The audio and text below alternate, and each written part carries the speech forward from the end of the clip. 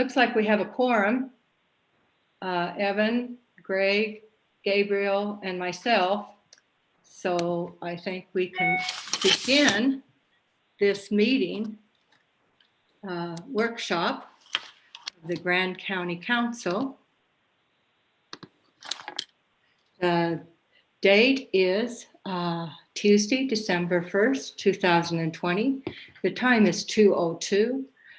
Present are Evan Clapper, Commissioner Evan Clapper, Commissioner Gabriel Wojtek, Commissioner Greg Halliday, Commissioner Mary McGann. We have our treasurer, Chris Kaufman, our budget advisor, budget officer, and clerk and county administrator, Chris Baird, and Mallory Nassau. We have Quinn Hall, our clerk auditor, Christina Sloan, our county attorney, and Elaine Geiser, head of economic development and travel council. We also have Kevin Walker, who is a commissioner-elect. The first order of business is a workshop on the Grand County's 2021 tentative budget. I will turn this over to Chris Baird and Chris Kaufman. Thank you. Thanks, Mary. I'm going to share my screen real quick. The first thing up on our decision points document that I revised and sent out, I think it's in the packet now, is the potential enterprise lease. Let me get that up real quick here. All right.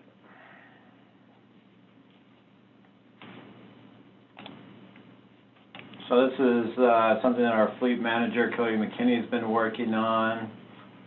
And we've also sent this out to the attorney's office for review, but I'll just kind of give a quick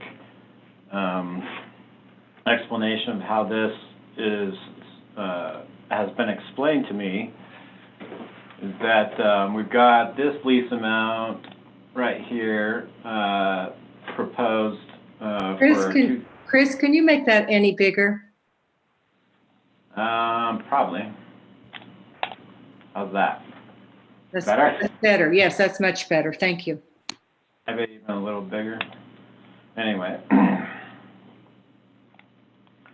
So in 2021, we're proposed to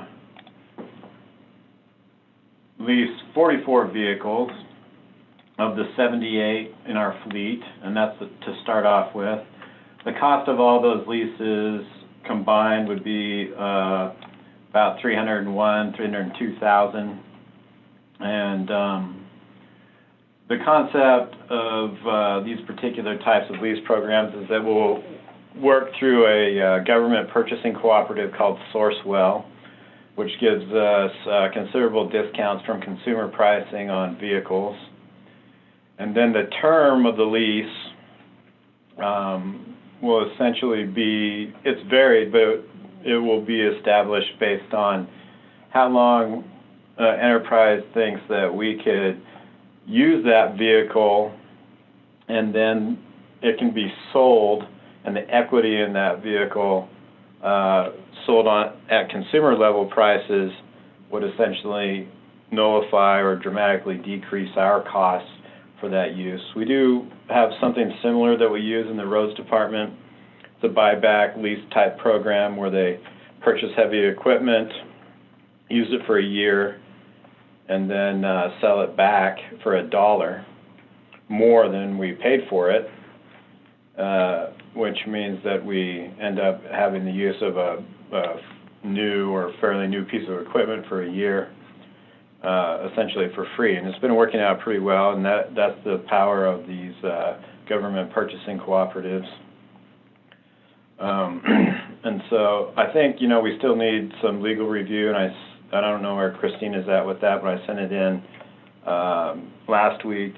We do need to at the very least, do some kind of lease program for the Sheriff's Department I believe getting that done by the end of this month or early January is going to be necessary. But if it works as proposed, then it would be useful to probably do countywide. And so right now, this $301,597, this is an estimate on the leases, and those 44 vehicles are currently plugged into the budget as we speak. And let me just share a different screen real quick. In addition to these leases, we would sell quite a few of our older vehicles. And Cody McKinney has also put together a spreadsheet inventorying these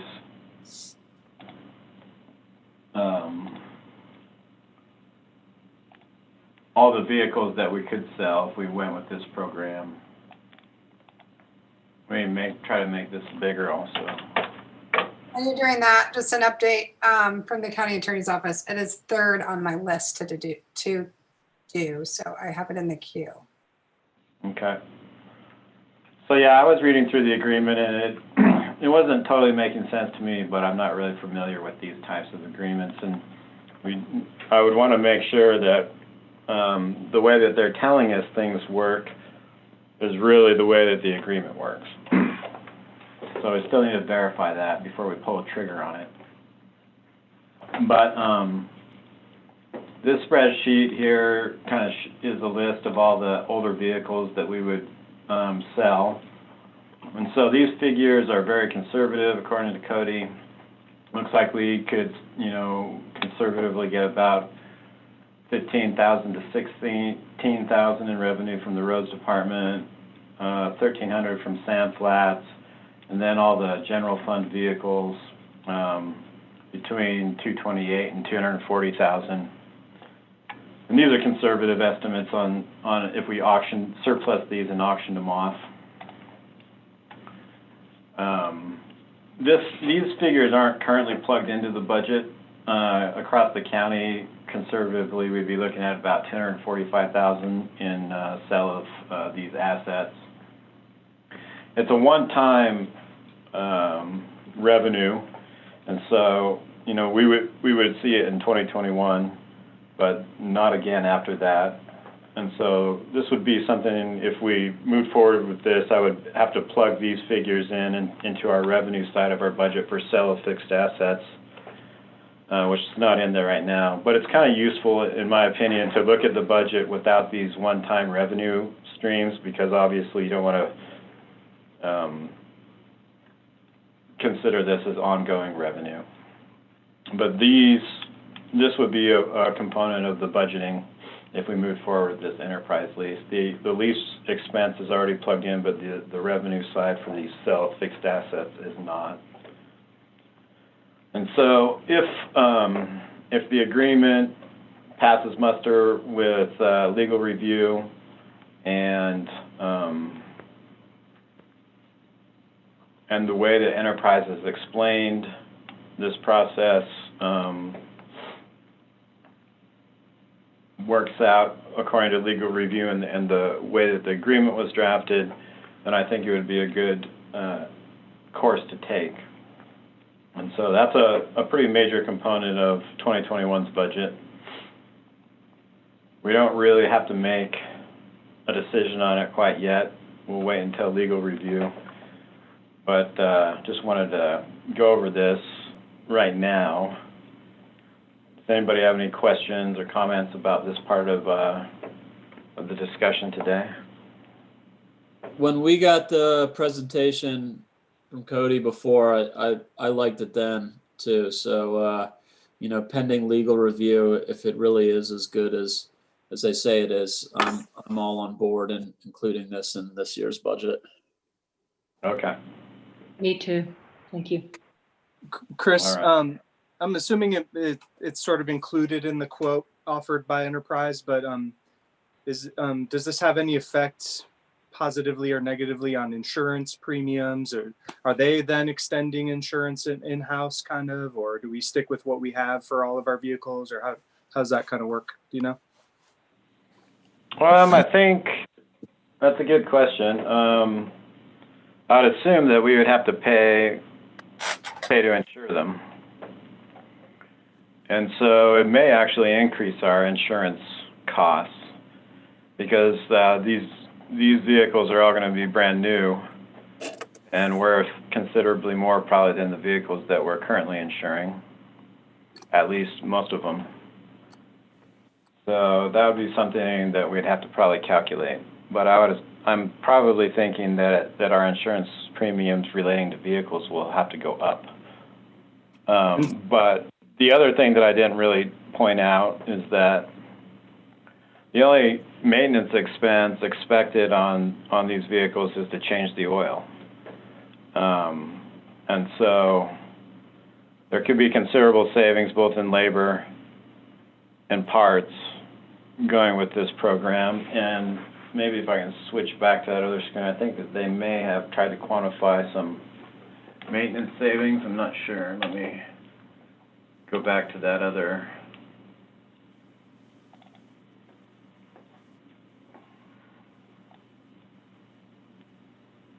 And also fuel, because they probably have better miles per gallon statistics than our current fleet.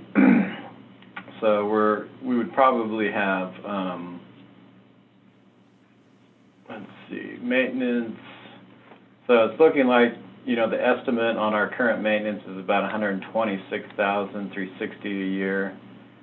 And then as we bring more and more of these vehicles into the fleet, that maintenance cost goes down, goes to about $78,000 for 2021. And then as we bring more vehicles in and sell more off, the maintenance cost goes down and kind of stabilizes once the full fleet is converted to about $42,000 a year from $126,000. And then you can see similar statistics with fuel.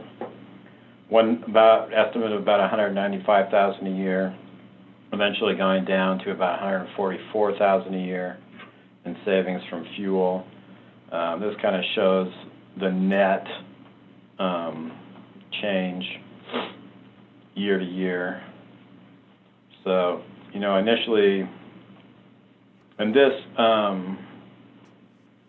the owned lease equity right here is low. I think they only, when they initially did this, they only gave $1,000 per vehicle, but that previous spreadsheet I showed you, even at conservative, realistic auction estimates, it's about $10,000 more than that. So this right here would go up to probably, should be more like $244,000 for the equity in our owned vehicles that we would sell. And so according to this, we're looking at about $100,000 net increase. But if we factor in the $10,000 more, then, you know, this puts us in the negative as well for that year, assuming that Cody's fixed asset sales projections are correct. Chris, I had a comment. I just got a note from someone who was at the San Juan County Commission meeting today where they were discussing their fleet rentals.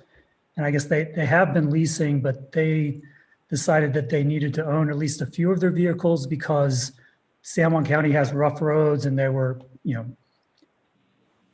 I guess the lease required them to return them in good condition, but was difficult for them given the nature of San Juan County roads. So they thought they should have at least a few beater things that weren't leased. So I just wanted to throw that idea out there just in case Grand County might also want to have at least some vehicles that it can afford to, you know, crack the windshield on or get tinted up. Yeah, and I think that, you know, when it comes time to sell the vehicles, that the rougher shape they are in at that point in time, the less leased equity we will have. And so you see they also kind of calculate the equity in the leased vehicles. But if they get beat up, then those numbers are not going to be, they'll be lower. And so that's part of it, is keeping them in good shape. But yeah, I think, you know, one of the things to realize about this also is that it's not, the schedules or what they're calling the actual leases, they call schedules. So this master equity lease agreement just kind of sets the parameters for the actual leases themselves, which are established in schedules. And so Cody would work with each department to figure out what they wanted to do. So this is, sort of a pretty aggressive strategy for converting over to this program. But when it really gets implemented, it would have to be a department at a time. And Cody would work with the department heads to figure out what they actually want to sell, what they want to lease, all those kinds of things. And so there's also issues, with in some cases the term, like for instance with the Sheriff's Department and some other vehicles where included in the cost of the lease are necessary equipment upgrades. So obviously, like with the patrol vehicles, there's about, maybe $5,000 to $7,000 per vehicle cost associated with equipping them. And so that, extends the term of the lease on those vehicles because you don't want to have to incur that equipment cost every single year. But some vehicles, that don't require equipment upgrades, we could conceivably use them for a year and potentially sell them for the same or even more than they were purchased. And that equity, as I understand it, credits back to us. And so, but again, Enterprise would be the actual company that would kind of advise us on all these conditions, the best time to, or how long we should set the term for the vehicle, and what point in time they would sell it, all those things. And it kind of depends on market conditions and a variety of other circumstances. And so that's kind of what Enterprise would be doing, is managing those elements of this fleet plan to try to maximize the equity and the usage that we get.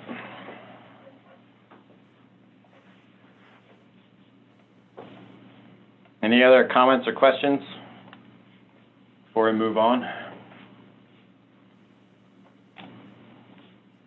All right. So then we're kind of heading now into our miscellaneous items. See if I can get it up on the screen. The first up are a few items regarding transient room tax. Let me try to share the screen for my budget software.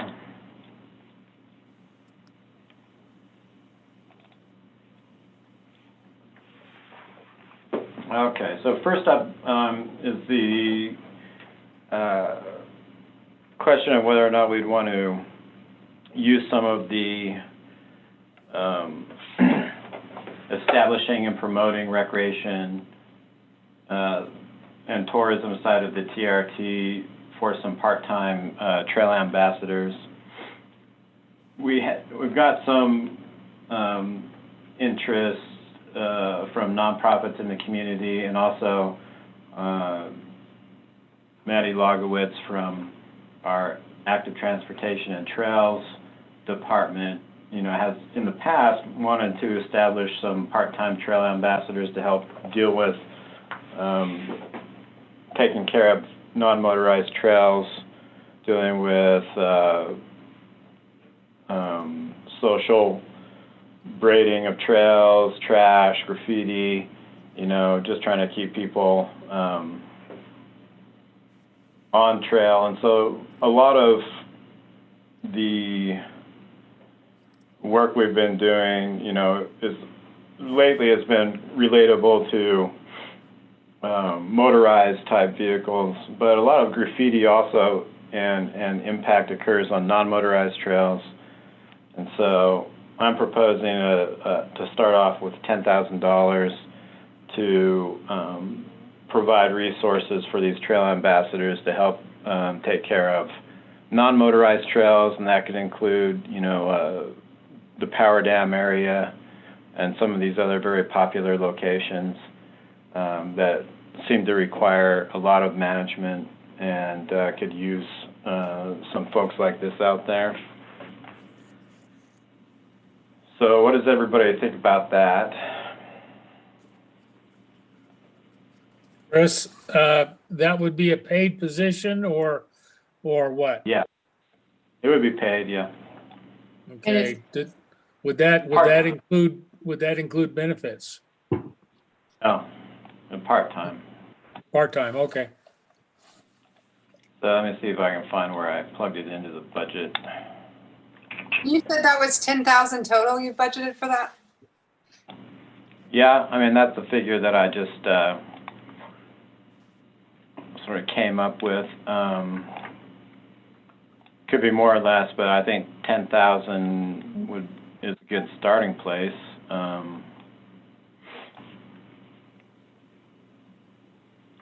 Trying to remember where I put it. I think I already plugged it into the travel council budget somewhere. I think it's a great idea. I'm ready to defend that. I think it's an allowable use of promotional monies. I just worry that's too little. I think Mill Creek alone, most weekends of the busy season, spring and fall, we could have someone there full time. And if you'll remember, this is the first year that we are aware of at the county attorney's office or the sheriff's office that we did have to actually close access to Mill Creek because of the number of incidents over Memorial Day weekend. We had numerous search and rescue incidents going on at once. And, I only expect that to become worse. But I think that that's the kind of thing that this trail ambassador would be really helpful with. And they also, it's been proven that people on the ground, more than signs, more than anything else, lowers vandalism, lowers misuse of, anything, even if it's a museum, having people walking around and, talking and communicating with the people improves it for everyone.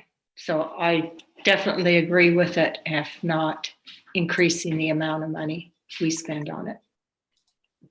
Okay. I'm highly supportive.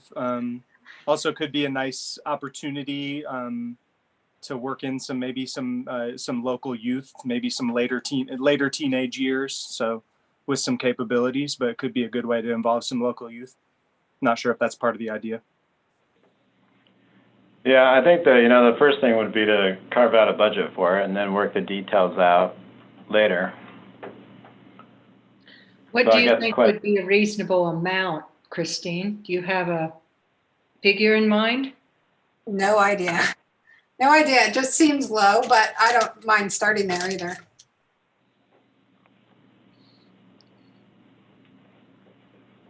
Anybody have any suggestions besides 10,000? Well, if you're doing this as a part-time deal, I think that would be a good place to start. If we could get some older high school kids that may want to do it, that would be good to give them a little summer income. But yeah, I think it's a good idea to have some people there. Okay. Yeah, there might be some capacity for grant supplementation also. Like I said, I think Maddie tried for a grant for it and it didn't go through, but there's a possibility that this could be a match towards some other resource opportunity. Especially if we get our, move forward with the grant specialist position in the clerk's office, which is another thing we should probably discuss, which I should add to the list there. We'd already discussed it, but I think at a grade 7, and there's some discussion about maybe bumping that up to a grade 9 to be more competitive with that particular type of position in the open market. But should we just leave it at 10 for now, or does anybody feel like changing it? I'd be happy to see it at 15 personally. Anybody have a Chris, problem with 15? Go ahead. It's Renee. It's Renee. I just did a really quick calculation at about a $15 an hour wage on the trail ambassador. 10,000 would give us, with the FICA and workers' comp coverage, about 610 hours of part-time hours there for the whole year. Okay. 15,000 would be about 916 hours. Anybody object to 15? Oh, that's fine. Okay. So then the next topic, this is in relation to the decreasing funding at the Recreation Special Service District. They've lost some mineral lease and also lost some of their state, what we call state PILT funding in our last district allocations workshop, which has brought them to the point where they don't really have enough money to continue funding what they call their accelerated youth sports program grants. And this program establishes youth recreation for sports teams that are not associated with the school district, and so there's quite a few of those. They usually run that program at about 40,000. You know, they oftentimes get upwards of 60,000 in requests and fund about 40,000 usually. There's also a contribution that they make to the city rec program that they may not be able to make, which I think is about 25,000. And so the decrease in funding at the rec district is going to have an impact on youth sports programming and the city's youth recreational programming. And so, the question is whether or not we'd want to pick up the slack on that with TRT. And so 40,000 would cover the grant program, and then 65 would cover the grant program plus the contribution to the city's youth recreation program. Hey, Chris, what do your projections for TRT look like? Well, right now I've got it set at basically for 2021 at 100% of 2019's levels. That's pretty conservative. We saw a big decrease, obviously, due to COVID in the spring, and then TRT came back up after the COVID closures were over to close to 100% of 2019's levels. The most recent TRT came in, I think, about 10% above the most recent month that we got, and came in about 10% above 2019. And so it's pretty difficult to say right now. And so conservatively, I'm budgeting that 2021 will equal 2019's TRT levels. Okay, thank you. And hopefully that's conservative. Yeah. But again, considering that we don't know what's going to happen with COVID and how it's going to affect things, I'm kind of squeamish to go much higher than that at this point anyway. Agreed. And a little bit more background on this. Of course, the TRT, what we call the promotional monies, that part of the statute says that the promotional funds can be used to promote tourism and recreation. So this isn't something we've used promotional funds for, but we can. And so there's another place that I'm willing to defend. And I think we can use this for all of what Chris has proposed. I don't think we can, in my opinion, and I'm ready to defend that. I especially want to encourage us to invest in recreation that makes Moab famous. And so that's, of course, our mountain bike team that's not supported by the school district. We don't have any climbing organizations. That might be a place to grow some youth recreation. The cross-country team and the ultra running here is big. I don't really know a lot about that funding and what the needs are, but I do encourage the commission to look there as a place to expand where we put TRT funds. Yeah, and just to elaborate, the statute actually uses the term promote and establish. And so it's not just strictly promotion of recreation, but the establishment of recreation too, that's allowed by state code. Right. And then we should further clarify, but we can't use it to build capital infrastructure. So we can't use it to build a trail, but we could buy the mountain bike team a van that helps them get to mountain bike events safely, those kind of things. So yeah, I think that if we don't move forward with this, then that, a lot of those youth recreation programs are not going to get the funding they're used to in 2021 because the money's just not there for the rec district. And even cutting out that grant program and then cutting back on their contribution to the old Spanish Trail Arena, et cetera, they're still close to 100,000 in the red, which is not sustainable for long. They'll burn through their fund balance pretty fast that way. And so, it's the only funding that I can think of that would be applicable or useful for these particular programs. I think The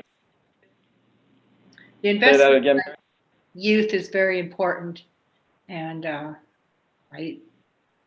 so I think I support putting some financing there. Yeah, I'd probably recommend, if you're supportive of it, going with like 65,000, which would cover both the grant program and the contribution to the city rec program. Okay. That seems good to me as well. Yeah, I like starting there, and perhaps in future years that can even be bolstered even further.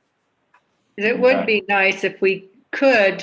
I like Christina's idea of establishing some clubs, because I know there's a lot of high schoolers that don't belong to anything organized, but they do a lot of climbing.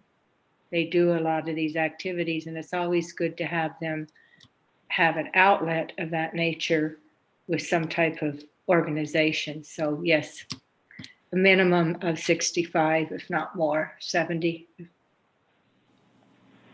So Chris, before we move on from TRT, I had a question about some related spending.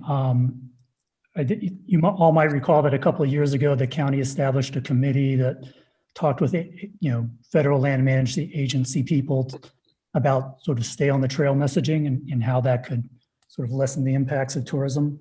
And they came up with a list of possible projects. And one of the items on that list was trail ambassadors, which you've already talked about here.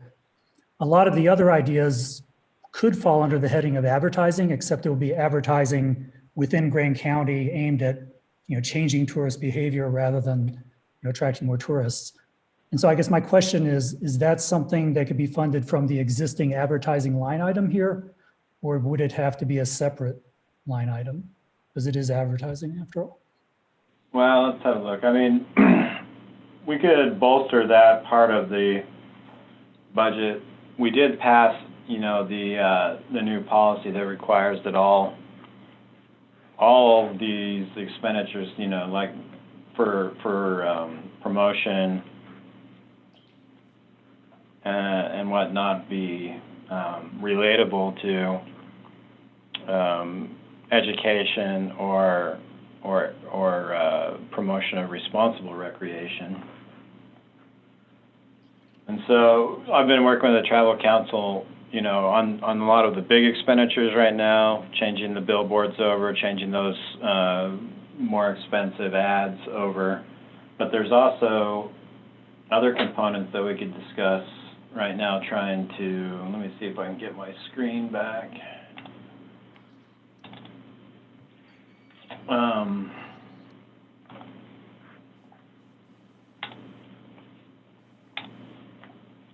Trying to find there's a lot of line items in this budget. Just give me a sec to try to figure out where Elaine, do you know where here's the throttle down campaign. So, you know, this is kind of probably similar to what you're talking about. Yeah, but I guess my suggestion was, rather than decide on a bunch of very specific small campaigns, maybe just have a chunk of money that's earmarked to be spent within Grand County, you know, with the goal of lessening impacts, which to me feels a little bit different than the national advertising that has a stay on the trail messaging. But if you think it fits within the existing big line item for advertising, that's fine.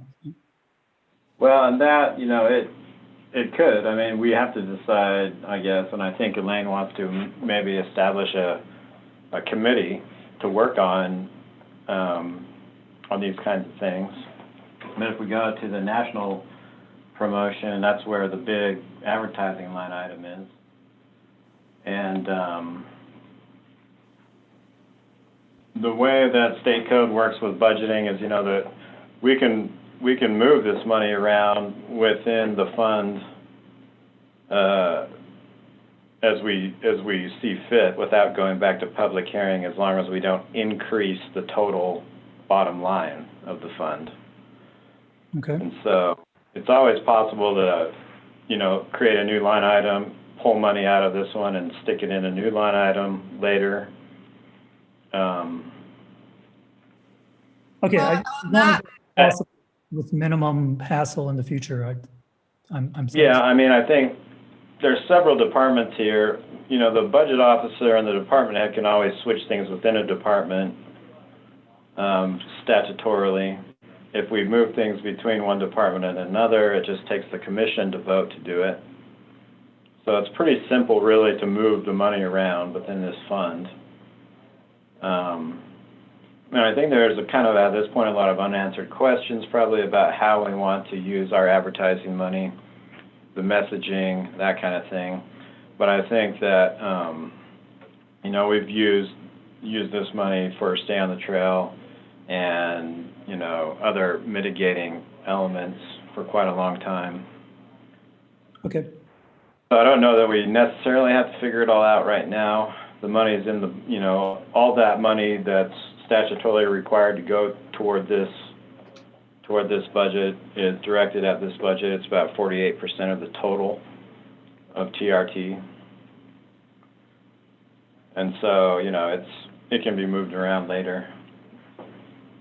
Well, and that was one that I was going to make, is not using all that we can on advertising now, whether or not that makes sense, because with COVID staycation mania, everyone's coming, and I think that'll stay true through 2021, and Moab will do really well through 2021. And should we bank some of that money for future years when people start traveling out of the country again?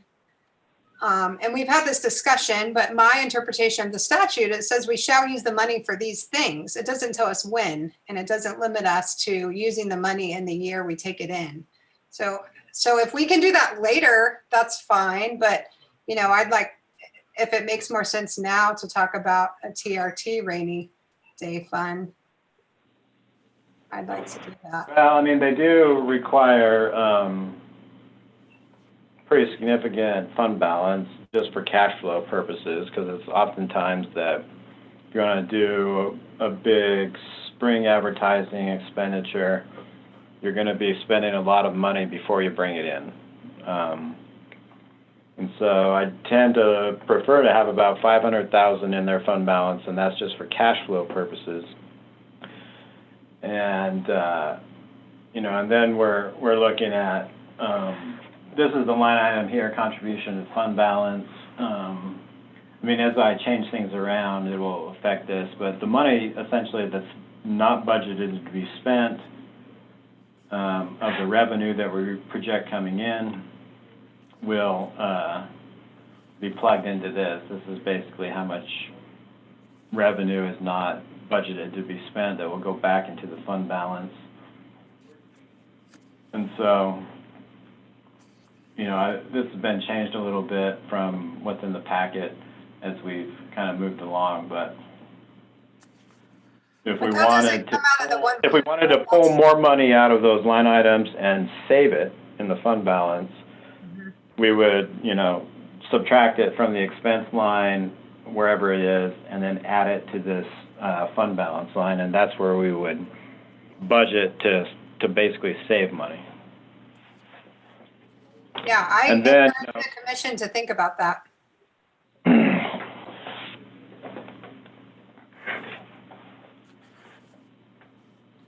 Is that something to be decided today, obviously? Or, at least by the next meeting on the 15th when we have to approve the budget. Yeah. So, I think that the place, if you wanted to decrease a line, would probably be this big advertising one. And so, certainly possible to do that. You just have to decide how much, and I think that Elaine will establish a budget that's based on whatever this figure is that gets settled on. Sure. But we don't have to spend it all. We can put some of it away. That seems to make sense. The rainy day fund kind of thing.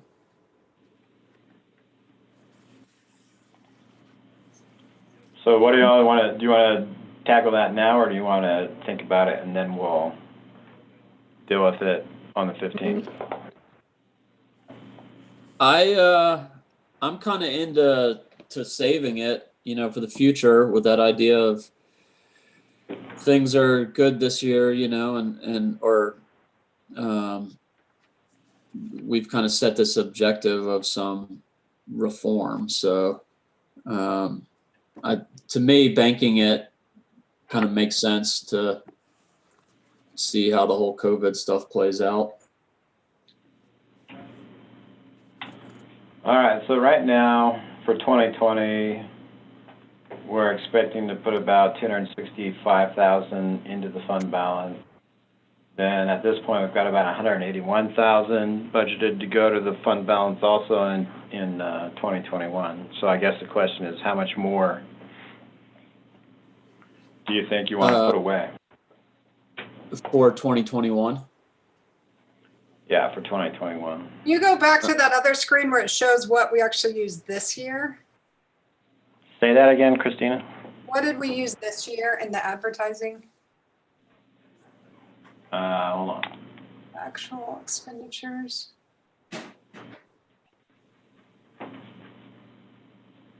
So let's see. Year to date, we've spent 711,468, and so there's, I'm not sure what Elaine's got planned for the rest of this year, but we've got 228,000 unspent that's budgeted to be spent in 2020. So we spent, it's obviously way less. And so if you look at 2019, we spent 2,147,000. And then in 2020, we spent 711,000. So at 700,000, we had our biggest fall ever. That's where I'd put it. Well, it's pretty surprising, but the sales tax figures that we just got in for the I think September, were all, I don't have the figures right in front of me, but they were all way up there. Yeah, in line with that sort of like big bump we got in 2015 when we had the Mighty Five going, National Park Centennial, all kinds of advertising was going. So we definitely haven't seen what you would necessarily expect to occur from a decrease in advertising. You know, it's interesting, I have read some articles that other places around the country that are hospitality and leisure economies have seen what they're calling a COVID bump. And so I'm not exactly sure the mechanics of that, but it's not just unique to us. Yeah, I mean, if we're kind of projecting around 1 million this year, I could see kind of carrying that over for 2021 and seeing how it plays out.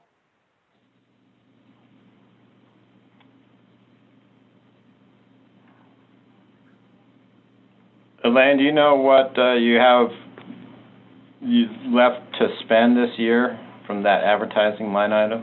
I have no advertising running. I stopped all the advertising. Let's see, we stopped at March 17th and we didn't start it until September.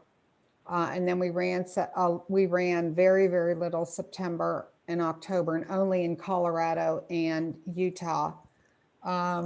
So I've nothing running, you know, that is very significant. There could be some bills that maybe haven't been processed yet. So I don't expect some huge amount to roll in here. So I would say what we've got budgeted for the balance would cover us. Do you think that could be similar for next year?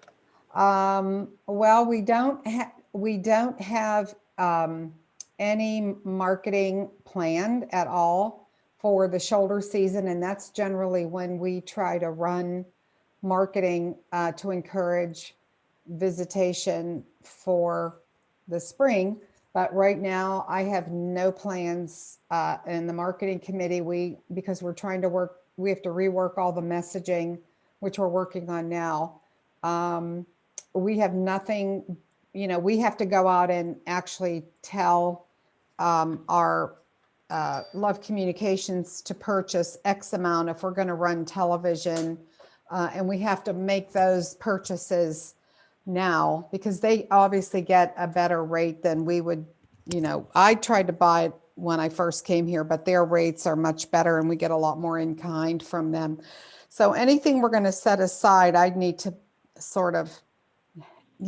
let them know so they could go out and secure television. But right now we have nothing planned at all for 2021. I haven't programmed any other than some international pieces that we're teaming up with the Utah Office of Tourism and a couple of print pieces that we're doing with the other national parks, sun parks.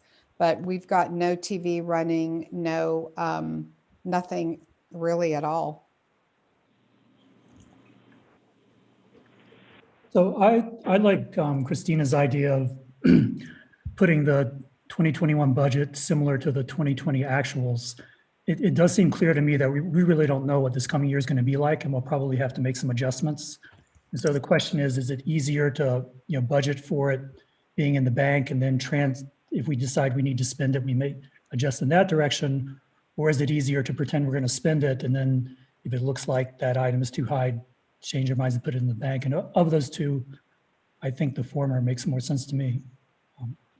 It's my 2 cents worth. So I'm not really sure what bills we have left to pay, but the budget for 2020 for advertising is about $940,000. And so if let me just do the math real quick. 1, 4, 3, 8.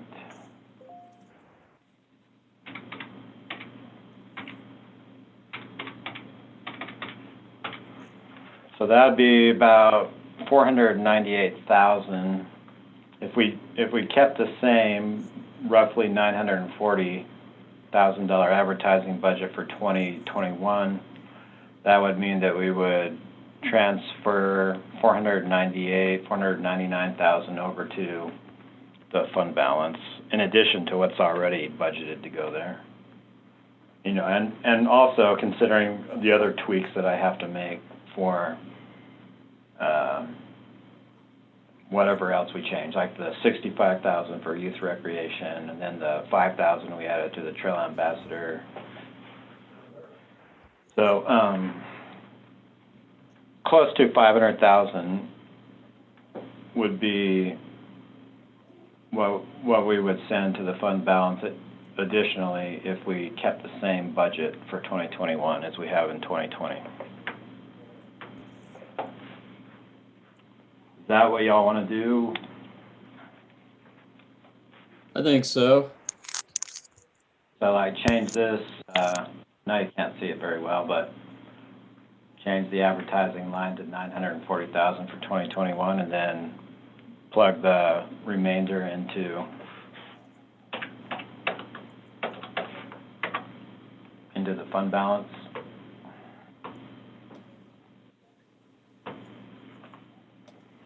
Maybe we should do a straw poll on that since it's such a big adjustment. Evan, Yes. Gabriel,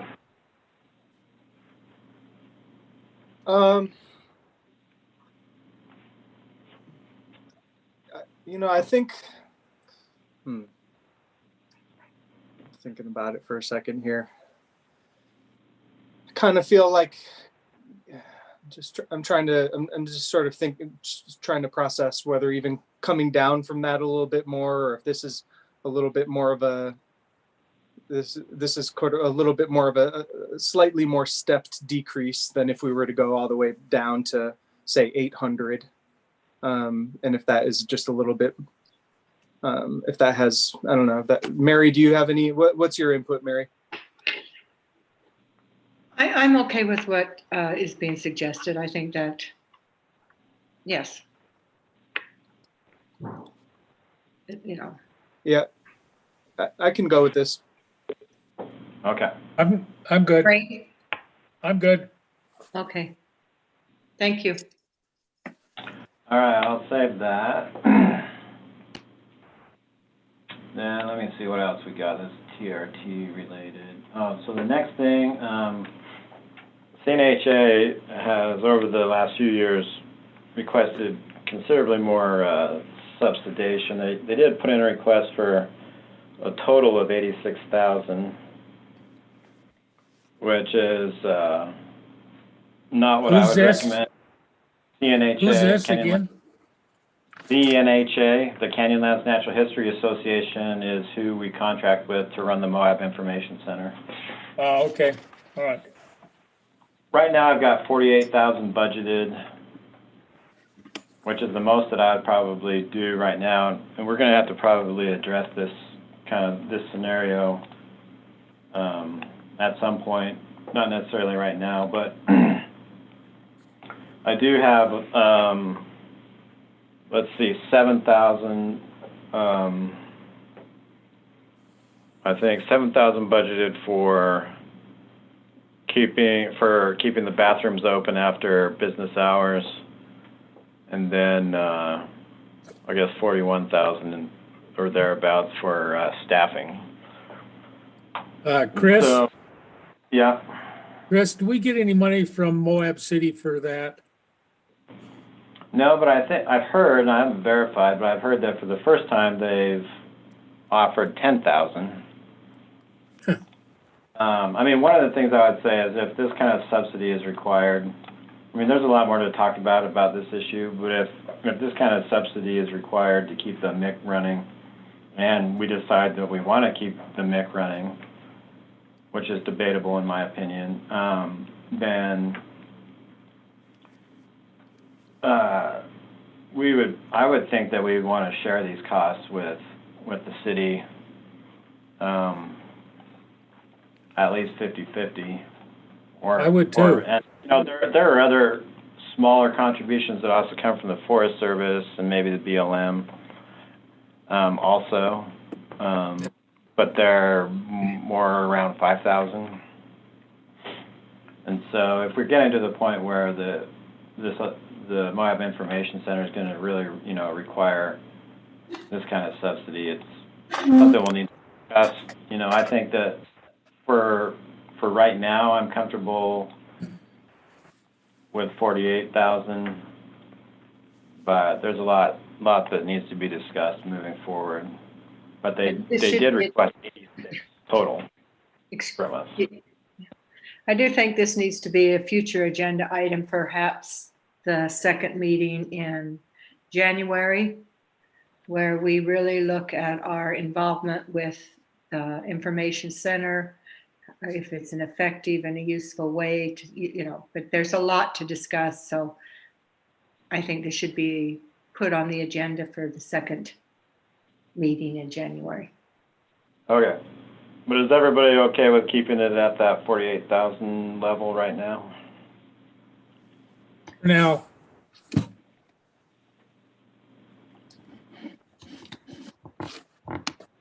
No objections? Okay, so there's one other TRT related line item I think in here, approving the replacement on the vinyl for our billboards. If we, Elaine, if we were to replace all the vinyl on our billboards, how much would that cost total? It's probably about 3,000 a billboard for the vinyl and the installation, roughly, or 3,500. So we have four on I-70. We have one in Fruta, and we have two at Crescent Junction. So we have three. So How many total is that? we have three. We have one in Fruta, and then we have one at Crescent Junction East and one West. So those three billboards it's probably cost about $12,000 to swap those out. All right. So yeah, I don't think any of the billboards comply with our most recent policy. No. So Well, they all have. the only ones that do are the two that I put up in town, north and south. Oh yeah. But those are new. But the ones on I-70 are the ones that we're gonna we redesigned and we're gonna change out. I think I passed one down south too, further south. So we have. Yeah, we've got billboards in Cedar City, but I haven't on I-15, but I haven't renewed those. So Okay. I'm not sure if we will, because those were negotiated with we had a whole package with Love when we negotiated for that. So I'm not sure if we'll be doing that again. Okay, so is everybody okay with, looks like, let's see, where did I put that? I think somewhere I already plugged in 10,000, so it sounds like we needed another 2 if we wanted to change the messaging on those billboards to comply with our policy. Mm-hmm. Is everyone okay with 12,000 for that? Yes, if we make a policy, we need to fund it. Yeah. I hate those unfunded mandates and policies. So I think I plugged it into here. I guess, Elaine, you and I will have to review the total expense, because I'm sure there's the rental expense plus the vinyl. I think I already added 10,000 to this billboard expense line.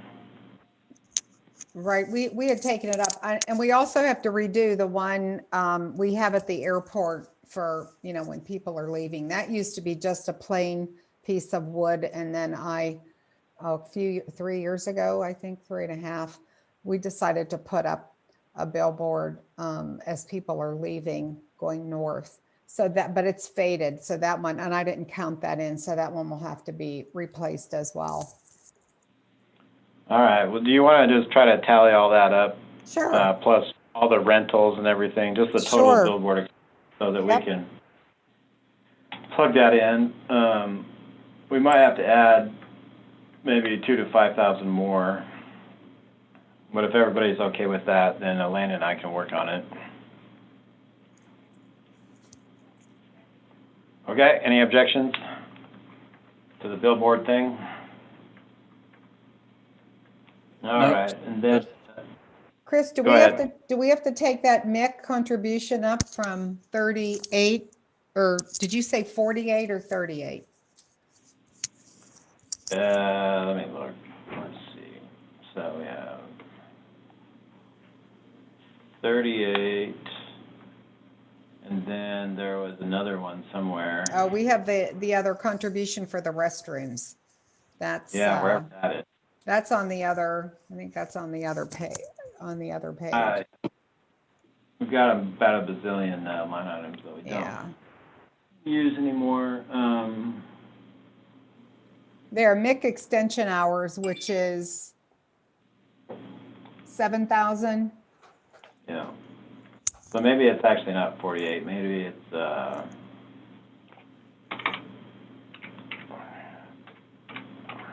45. Unless there was something else that I picked up that I can't remember right now. Were those the only two MIC-related Yeah. line items? Yep, those are the two. So it's 45,000, not 48 then. But that's where I would keep it the way it is, the 38 for staffing plus the 7,000 for extension hours. And like I said, I mean, the CNHA indicated that they're losing money on the MIC, and so keeping it going in the long run would require quite a bit more subsidy, and so just a future discussion. All right, so let's see, next up, I think this is already kind of plugged into the Roads Department budget, but just, you know, approving the expenditure for the UTV speed limit signs.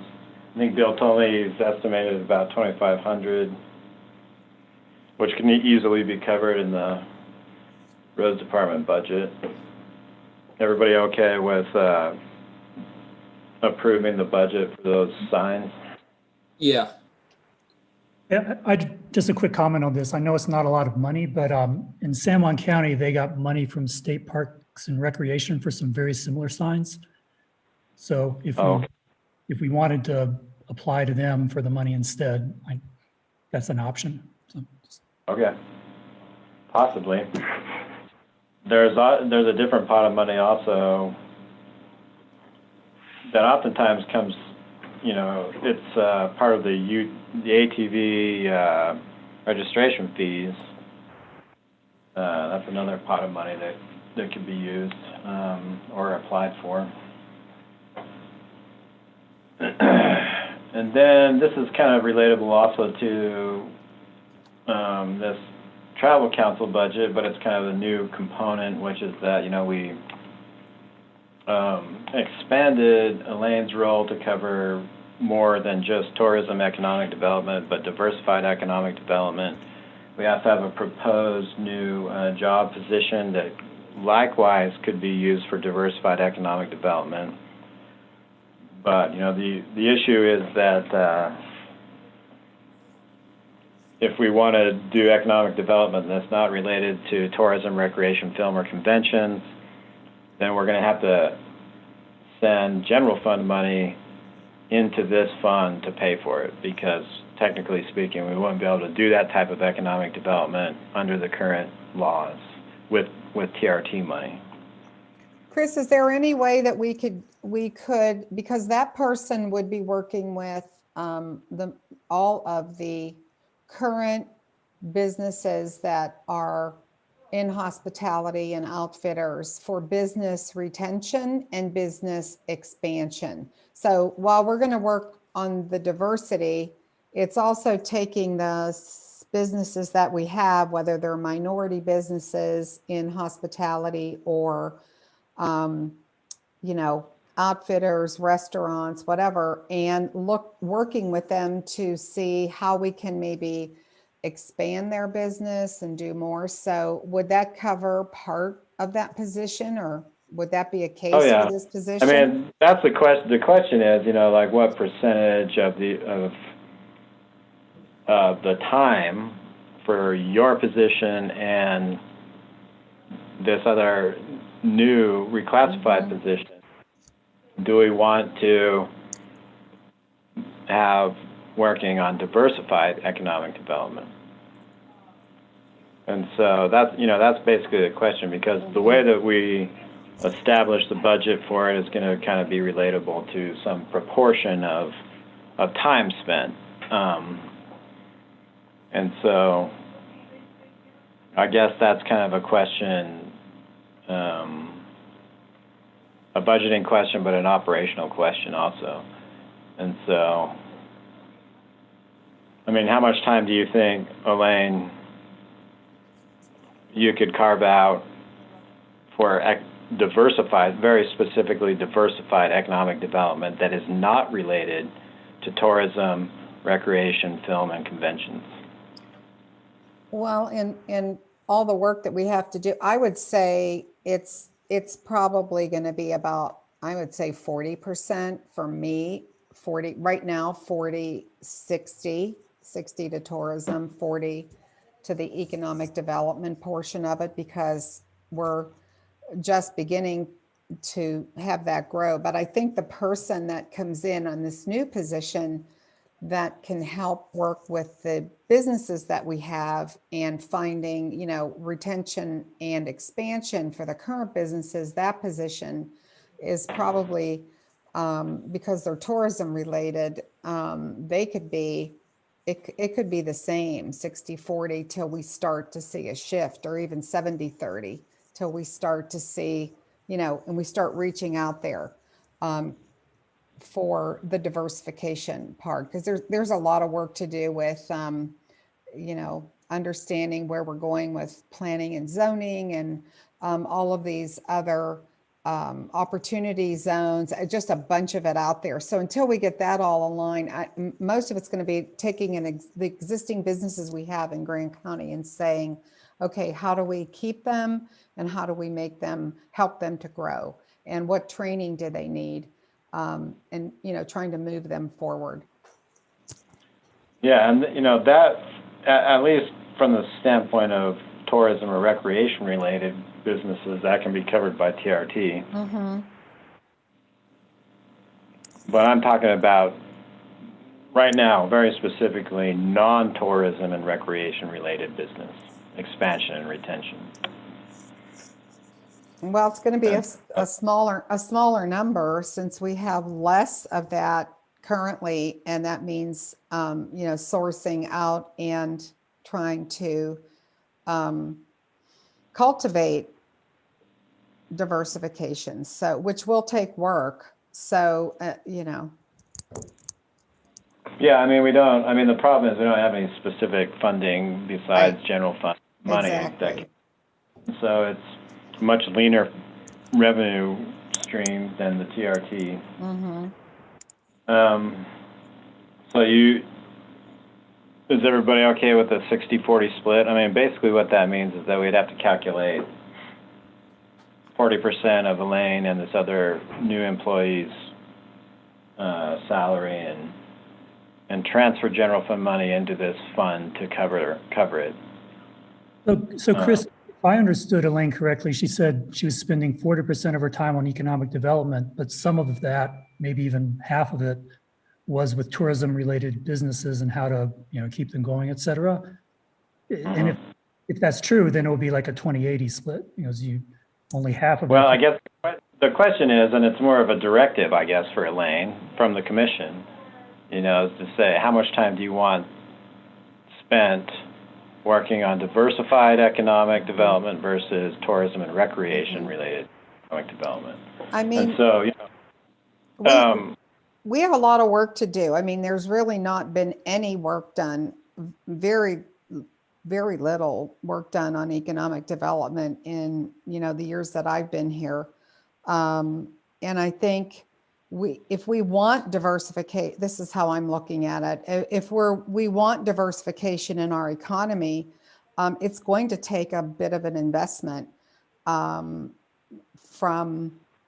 the county at some point to invest in our future.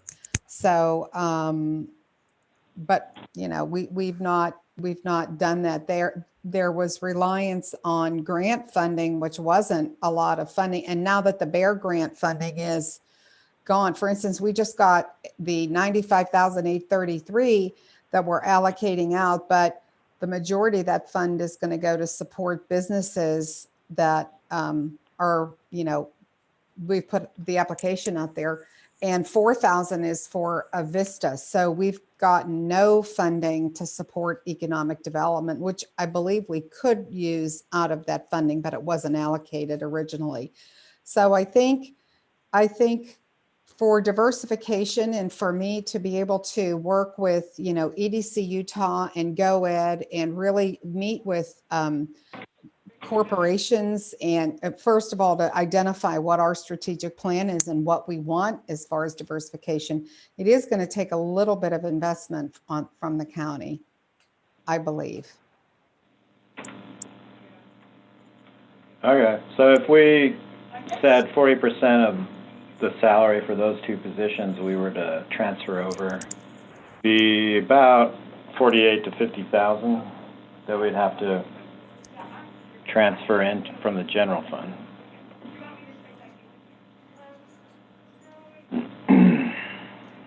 When it was housed in the planning and zoning, what portion, how much approximately do you think the county was spending? How much do you think Zachariah was doing economic development? Not really sure. I don't know that he ever tracked his hours that way. Well, I just wondered because we were paying for it before. Yeah, I mean, we were obviously paying Zachariah and his staff to do diversified economic development. Although I have to say, a lot of, like even the economic development that Zachariah was doing, oftentimes was tourism related. And it's hard to kind of get out from underneath the that sort of stigma, because when you go to the state or you talk to economic development folks from the state, the first thing that pops into their mind when they think Moab is, oh, let's give them money for something tourism related. And so there's a little bit of a hump to get over in terms of perceptions on economic development, in my experience anyway. And so, you know, like our business summit was a combination of recreation and tourism related business, you know, activities, and only was partially diversified.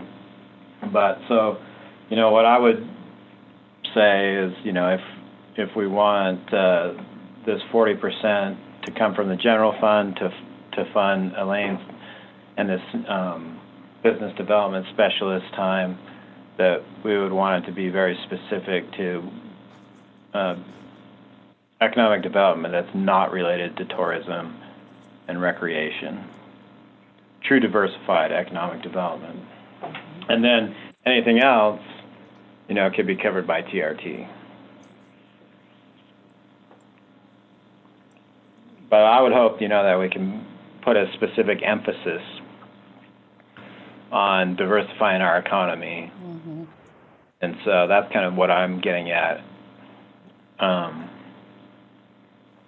is how much of Elaine and the business development specialist time do we want to say will be used for specifically the establishment, retention, or recruitment of diversified non-tourism and recreation-related business. So like I say, if we do 40%, that's going to be probably around 50,000, 48 to 50,000. And what if it was like 30%? Let's see here. I mean, I'm hearing you say that there hasn't been a lot of that done in the past. And so I'm just wondering if we're going to be able to kind of go from 0 to 60 right out of the gate when Elaine already has a lot of other things on her plate and this new position, the new position has not been filled, correct? Not No. yet, no. Mm-mm. I mean, Yeah. it still needs, I think it's on the agenda to be approved, at least the job description approved tonight. Yeah, so I mean, until it's filled, I kind of, if judging if we're just kind of keeping things where they're at and starting to build, that it sounds like it might be more like a 25-75 or 30-70 rather than a 60-40.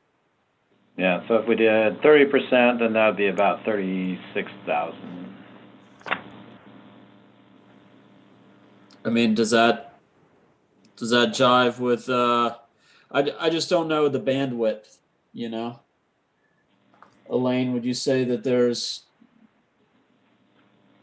a 60-40 split now, or should we is it more realistic to think that it would be less?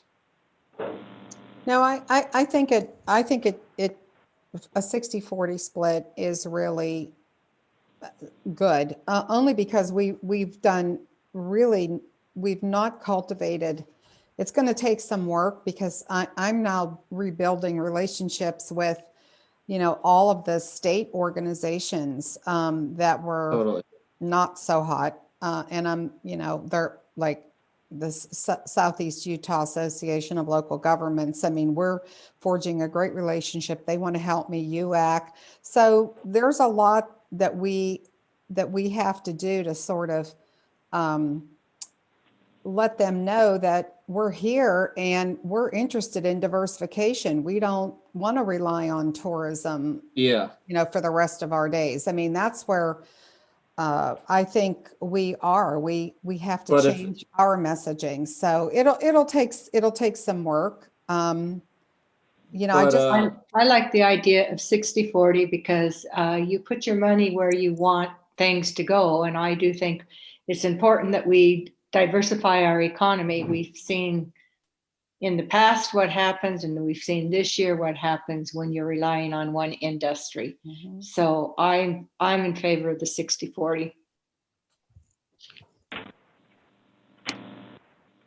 Anybody object to 60-40 then? 60% tourism recreation and 40% diversified for those two positions, the economic development director and the business development specialist? As long as that seems like a reasonable goal or an reasonable actuality, I'm in support of it. Well, I mean, we have to remember this is just a budget too. So if these two track their hours, then we'll only transfer the amount that they actually work on those things. But this is just kind of a budget and something of a directive for them as well.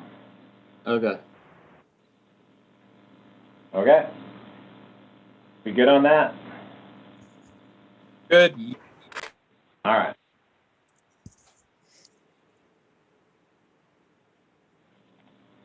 And then next up, our public defender budget is old, needs to be renegotiated. The current firm that has that contract is requesting that we renegotiate the public defender contract.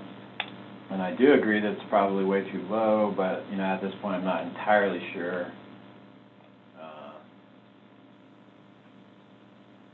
where it should be, but see if I can find it. Can you guys see this budgeting screen? We can see it. While you're trying to find it, I will weigh in that the public defender's contract has stayed the exact same to the penny since 2011, and yet his caseload has more than doubled in that time frame. With that said, I helped Mallory do a little bit of work on what other surrounding counties are paying, and it's a pretty complicated comparison picture because of the types of cases, the types of resources. Also, we farm out our juvenile public defense contract. I'm sure Chris will talk about that. Whereas other counties do it a little bit differently.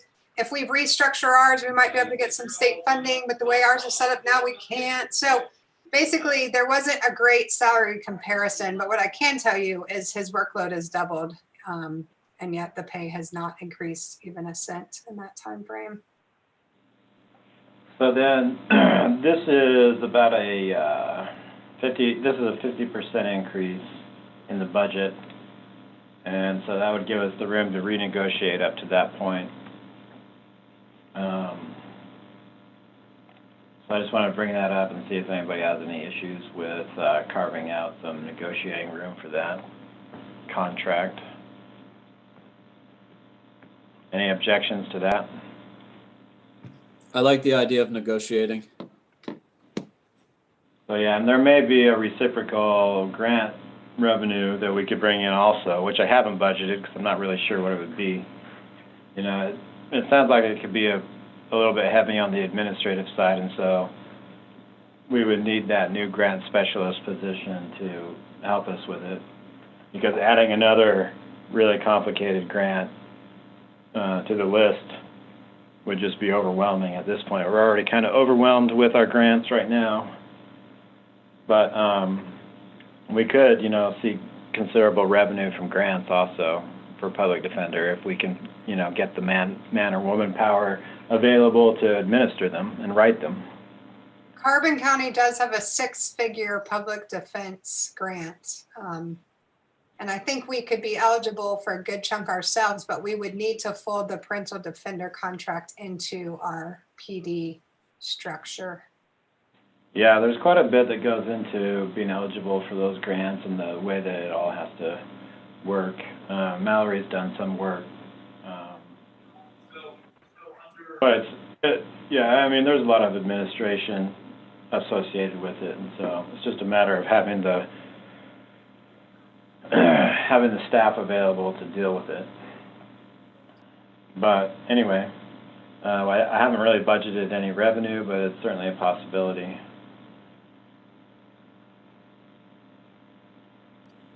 Anything else to add or any other comments on that before we move on? I'll just say our public defender is really high quality, guys. And negotiation's always good, but I do hope that, you know, you'll consider that.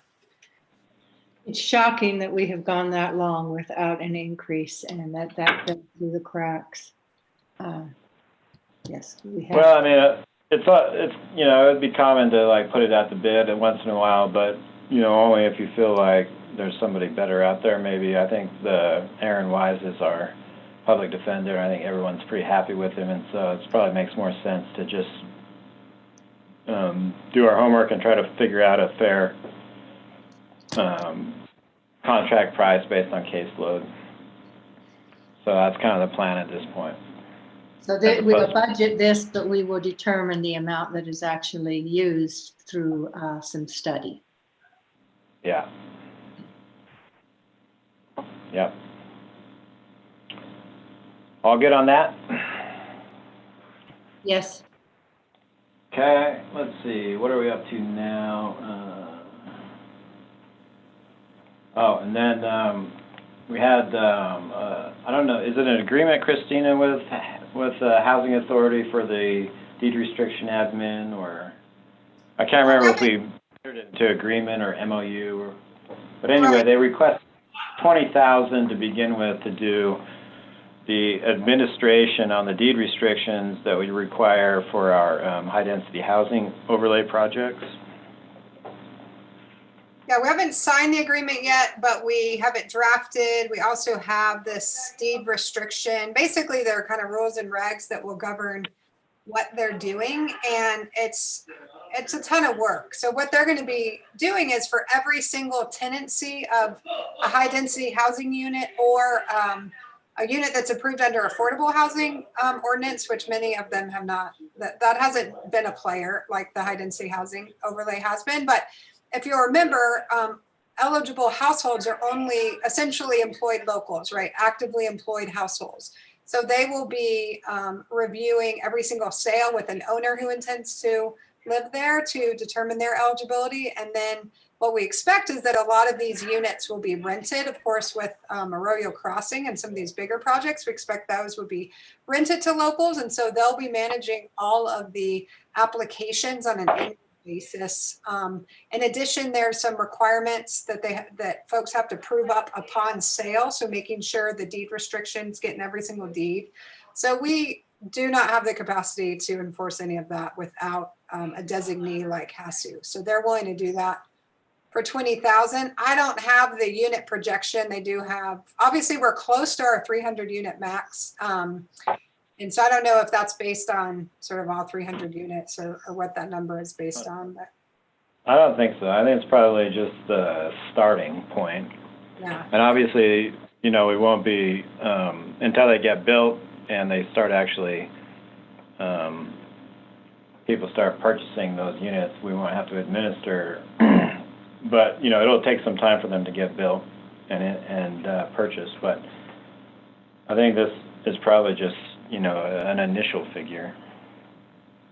Yeah, I mean, I don't think we could pay any of our staff any less than that to get it done. So it seems fair to me.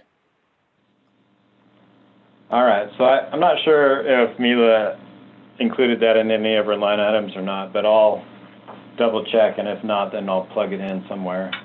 I think it used to be in the planning and zoning budget. Could be also just plugged in as a contribution to other agencies' line somewhere as well, which would probably make a little more sense. Yeah, I think you took it out of planning with that in mind, and Mila just wanted to make sure it got put somewhere because she hadn't seen it yet. Yeah, I can't remember. There's a, let me go over to it real quick. Look, there's a,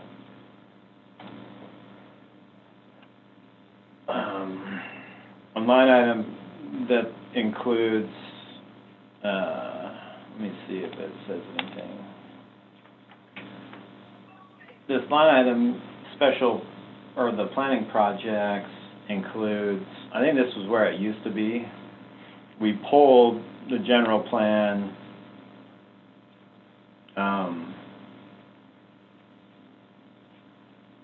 expense out of 2020 and then put it back into 2021, plus small area plan costs. And so this 141,700 is a combination of several things. I'm not sure if it includes that HASU deed restriction or not, but I'm kind of thinking it probably doesn't. It may. I'll have to check with Mila. But if it doesn't, then we'll plug it in somewhere.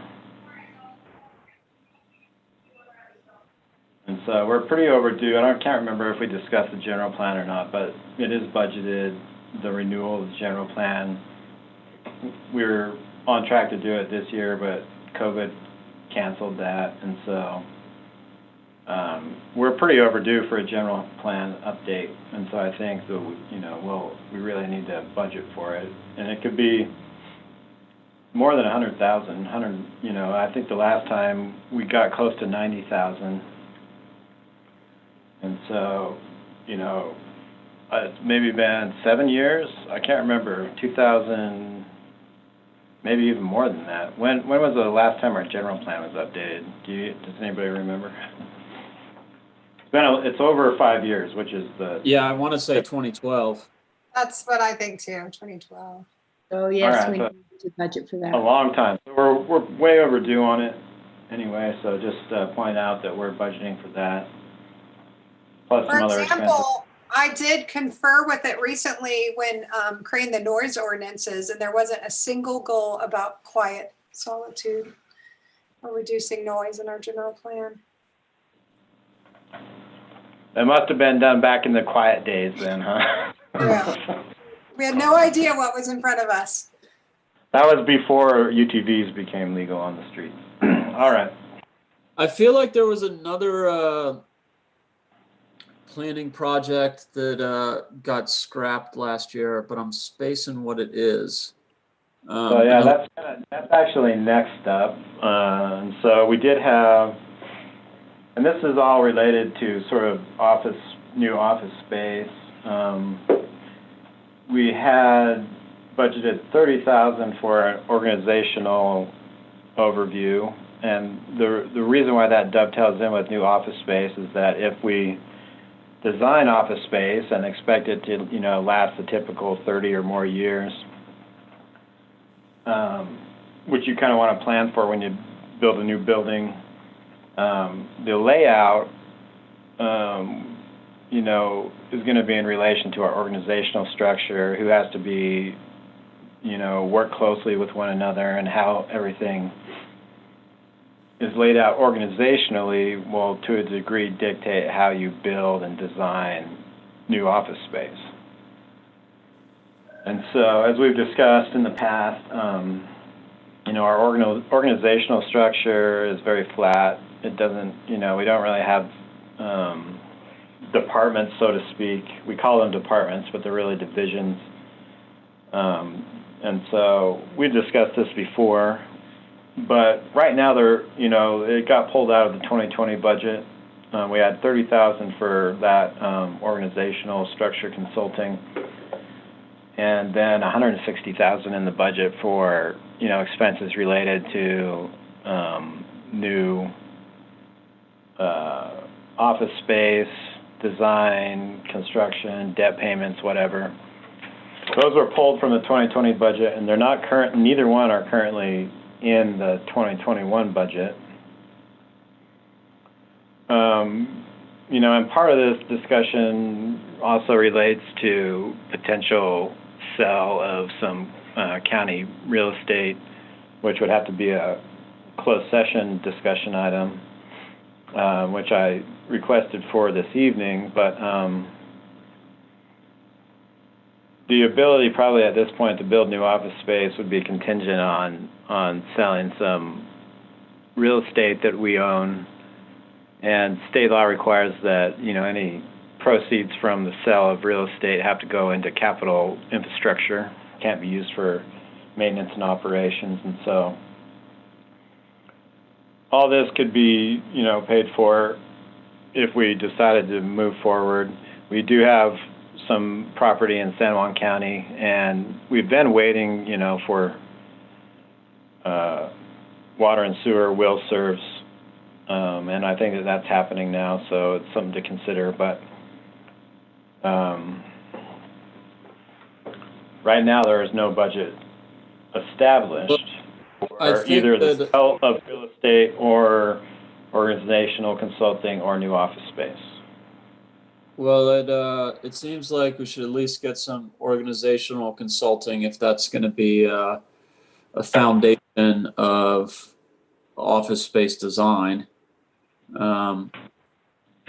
Like you said, that's kind of that alone is something that could be addressed with or without any moves made on new office space. And it seems like something that's overdue with the growth that's happened and staying really flat, and talking about adding new positions, et cetera.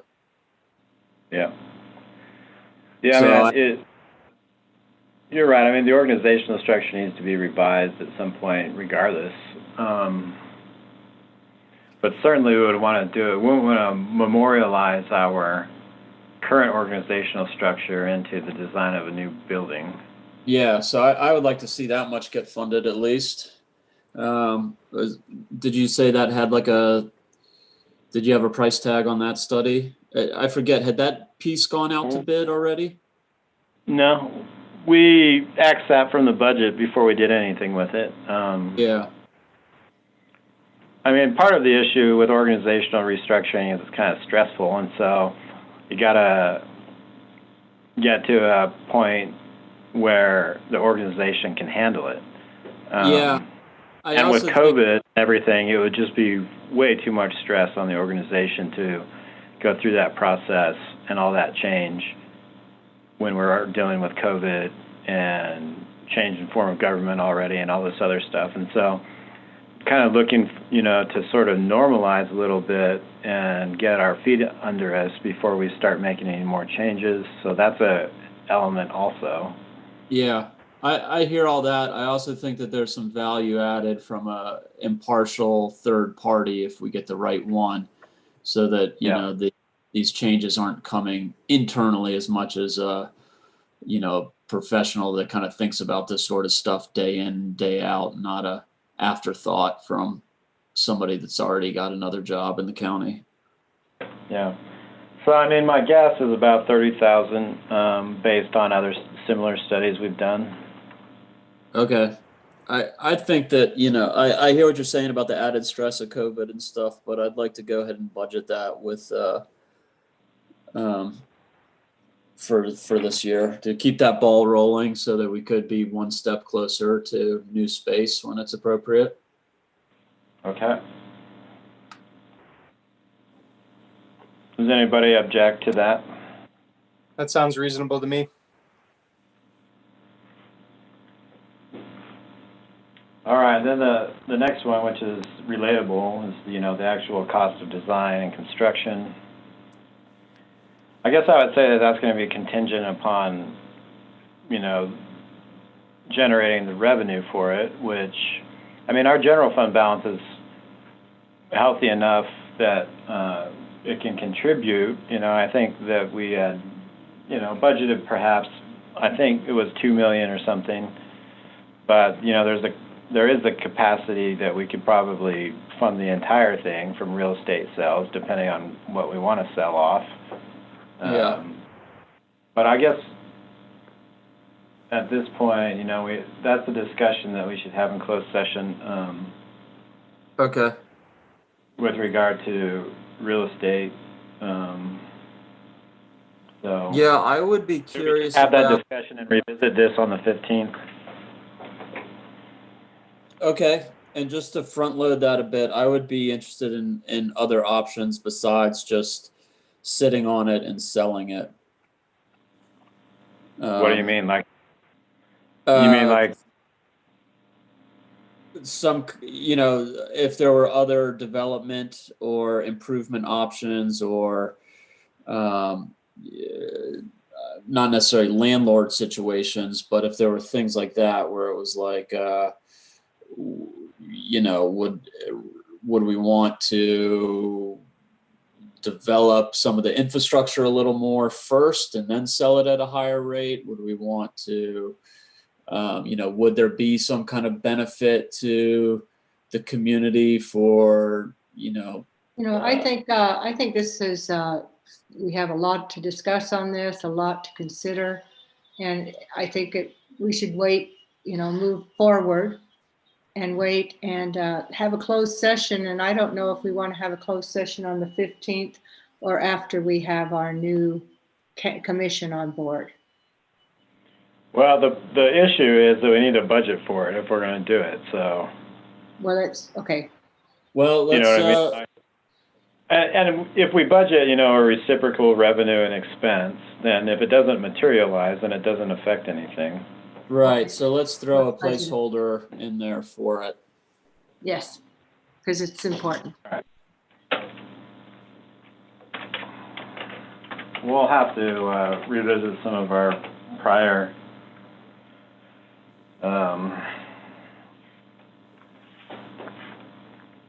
now the word's slipping my mind. Appraisals. The last time we had it appraised was, I think, before water and sewer was available, and so it's probably wouldn't need to be appraised again. But again, that's all kind of closed session stuff, and so we'll just kind of leave it at that for now. The next one is another kind of TRT related issue, but for the 2020 amended, not the 2021 budget. And so since the TRT's bounced back more than we had projected when we did our mid-year budget amendment, we were kind of like right in the depths of the COVID closures and whatnot, and so we basically cut the TRT contribution to the museum and solid waste in half, roughly. And so what I'm proposing is to bring it back up in the 2020 budget to the full appropriation that was originally budgeted for the museum and solid waste. So I think solid waste was like 236,000, and the museum was maybe 95,000-ish. Great. Is everybody okay with bumping that back up for 2020 for those Yeah. two entities? Yes, yes. Good, yes. Okay. And then another thing that might need to be built into the budget, and I did talk with Chris Kaufman, I don't know if he's still on the meeting or not, but some of the COVID-related expenses have come from different funds. You know, we budgeted to bring all the CARES Act money into the general fund, and then budgeted to send, I think, 538 or thereabouts back out to other entities, but of the amount that we were going to retain for our own use, you know, the question is whether or not we want to transfer some of that into other funds. And Chris Kaufman did ask about it. If he's on the line, he can discuss, but he said that it's not necessarily to transfer that money. I would say, though, you know, that the library, they have quite a lot of eligible expenses, and looking at, you know, the tax increase for this year is going to cover their regular expenses for 2021, but I'm expecting that in 2022, you know, between insurance premium increases, COLAs, merit increases, all that kind of stuff, that the library is probably going to get to the point where it's going to start running really lean again. So I'd probably recommend at least transferring CARES Act money to the library, reciprocal to their COVID-related expenses. And we'll also probably have to do some transfers for the airport. Most of the airport's expenses are in the general fund, but we do have some debt expenses that come from TRCC. And so I would probably recommend transferring the some of that airport stimulus grant money over to cover those debt expenses, so that, you know, to free up that TRCC to go to general fund, cover general fund expenses. And so Chris Kaufman says it's not necessary, but I'm thinking that, you know, for some cases we probably should do it. And I think that if we reimburse the library, for instance, for their COVID-related expenses, that money will go into their fund balance, which will give them, you know, at least probably 1 to 2 more years before we have to go through the process to raise their property tax again. And I think that that's probably worth it. Chris, one suggestion I might make is not to go 100% of the expenses they've identified as being eligible, just to give ourselves, again, a cushion there in case in an audit process they don't like the idea of us transferring money between funds for eligible expenses. So I'd say, you know, 80% or something like that. Okay.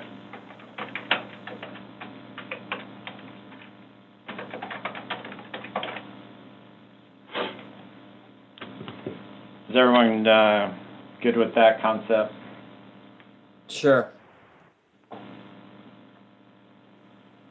Okay, let's see. So the last one's a little complicated, and we may have to revisit it again next time at the 15th. But the COVID mitigation and event fees, Mallory's been doing a lot of good work on trying to come up with a good COVID mitigation and event fee structure. So I'll just kind of turn it over to her and see if she can share her screen and go over what she's come up with for that. We're scheduled to approve our fee ordinance on the 15th, so we have more time to work on this. But with the remaining time, let's just kind of get a primer on what Mallory's come up with. Okay.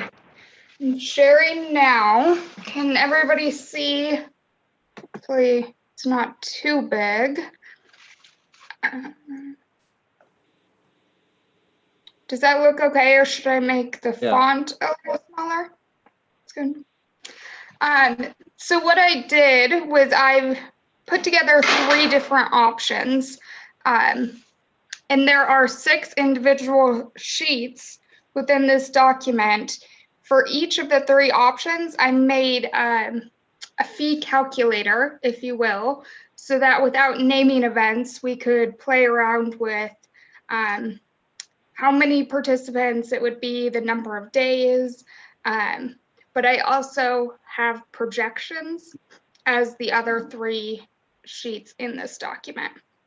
So the first one is proposing that we charge, so there's 2 parts to this. There's the standalone special event administrative fee, which would be our standard with or without COVID, what applicants are paying. I know we discussed this last time.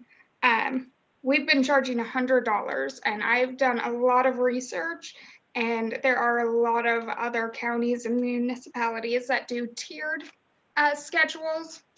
And based on talking with some of our special events committee members and being a part of some of the processes, I think we could very, very easily justify this special event administrative fee schedule based on the number of attendees. And those values would include staff for the events. So that is one component. And where it gets tricky is with the COVID special event fees. So this would be only when applicable, but you're looking at option 1. And what this one is doing is it's charging the level on the top for administrative fees for everybody across the board. And then for the COVID special event fee, it's looking at the total attendees that an event is saying that they would have, and it's assigning a level. So they're then paying the admin level and the special event fee level for COVID. And what it does is if it's more than 1 day, we are then taking the average per day participants and figuring out what their daily fee would be in addition to the one-time 1 day fee. So if we look here, move that around. I wanted to see what this is. We could just throw out some numbers, but for the sake of time, I'll move on to the other ones, but I can also send this out to everyone and show you. You could type in any number and it will automatically calculate what everything would be, just to see what would be, a reasonable fit. The second option I have is solely looking at from day 1. Instead of the first 1 day fee based on their size, it's taking their daily average participants and it's applying that fee all the way through regardless. So this one's a pretty easy one, nice and clean cut, but as we'll also get to, that changes some of our projections for what would be bringing in. And our third one I will share just because I made it. Though after talking to Chris, I made the other ones because the other 2 seem a little more balanced. But this one, the COVID fee is that standard first day fee based on their level. And then for each additional day, it would be $200, just because I figured the same base level no matter what.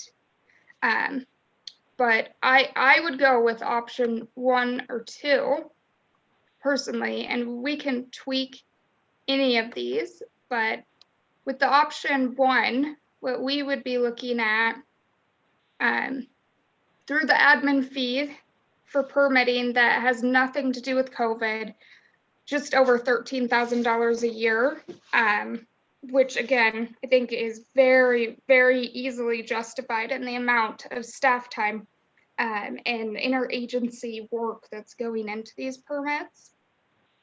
And then the COVID total, and this is based on 2018, so a lot could change, would be bringing in just under 35,000. So you can see a very similar setup on option 2. Again, the admin fee is the same in all of these. It's the COVID fee that we're playing around with. So not a huge difference with let's see, just $30,000 coming in for COVID fees, but it is a little less than the first one. So I know we need to wrap up and everyone probably wants to take a recess, but if anybody wants to right now, we could play around with this and just put out different things and type it in, or I can send this to everyone and you can individually look at all of the spreadsheets, and I can set it up so the formulas will stay and you can just in these 3 calculator sheets plug and chug whatever numbers you want, and everything will automatically update for you. Mallory, I have to thank you for doing this. And I just want to say I am thrilled that we're revisiting this from my vantage point because of the amount of time and energy it takes for our department to process all of the paperwork, everything that has to be done, and then all the other departments in Grand County that get involved. That this to me is long overdue. And we've been handling special events here at the Travel Council for over 3.5 years. So I do think it's time that we have this implemented. So I'm all for it, and thank you. And thank you, Mallory. This is amazing. This is quite the feat that you created. Yes, Evan? I was just going to say it looks really good to me. And was there one of these criteria that you were kind of hemming and hawing over? Because I mean, it kind of looks pretty darn good to me. So if there's one particular one you're looking at feedback over, Well, Mallory, before you get into that, could you go back to that screen that shows the money we take in? Maybe on your preferred. And this is amazing. I reiterate everything. Yeah, that screen. Mm-hmm. So the admin fee total, when you said that includes staff time, that is Elaine and her staff. That doesn't include OSTA. That doesn't include our compliance officer, and that doesn't include our new law enforcement person, correct? So really, yeah, it would be everybody's time, and this isn't changing anything really. It's just adjusting our fees to what seems fair. I think if we looked at OSTA, your staff's time, everybody who's involved in the process, we could probably justify increasing it even more. But we're going from $100. I don't know how long that's been our fee, but it's increase that I think it's good for us to do slowly. Sure. And then the COVID base, I'd like to see that described as a compliance fee, not COVID, because I do think, in conversations with the sheriff, he thinks this is long overdue in terms of just basic support for compliance for law enforcement in general. And so I think he would like to see this stick around. And so my feedback would be, instead of indicating that as short-term, call that something different that better compensates us for, what it really does take on the county side to put on these events, enforce these events, keep these events safe and all that stuff. Obviously, some events require more law enforcement than others, and maybe there's other ways we can get at that outside of COVID.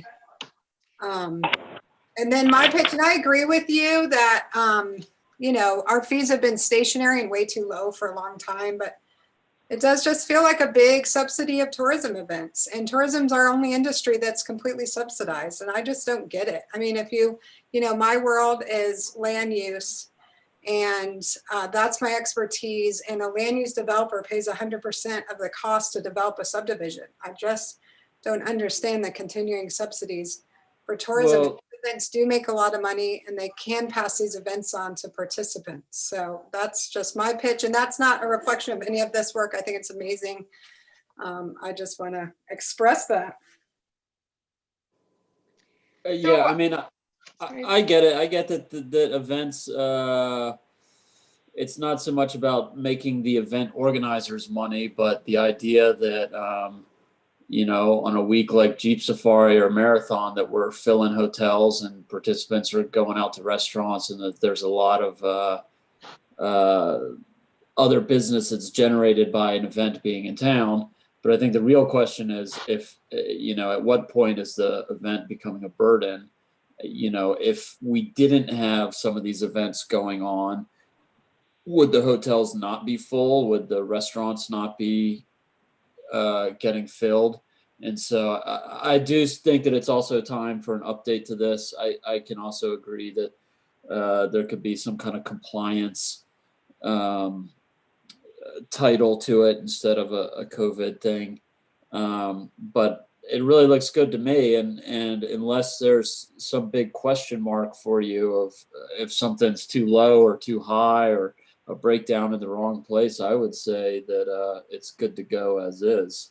You know, obviously this is the first time I'm seeing it, but your work looks good, and I don't need to redo it. I think it's close to good to go, but more importantly, what I need to do and can do this week is send out some of these talking points and considerations we have to work through. I know there's a thing of, you know, adding language, and this is, I guess, related to COVID, but when it's applicable and when it's not. You know, if it's an event and they set up the day before, do we start charging?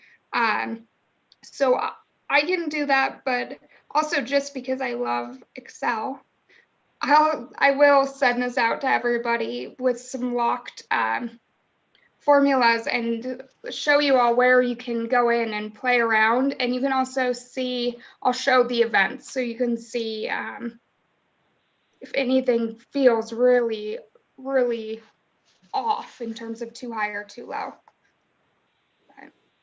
Great.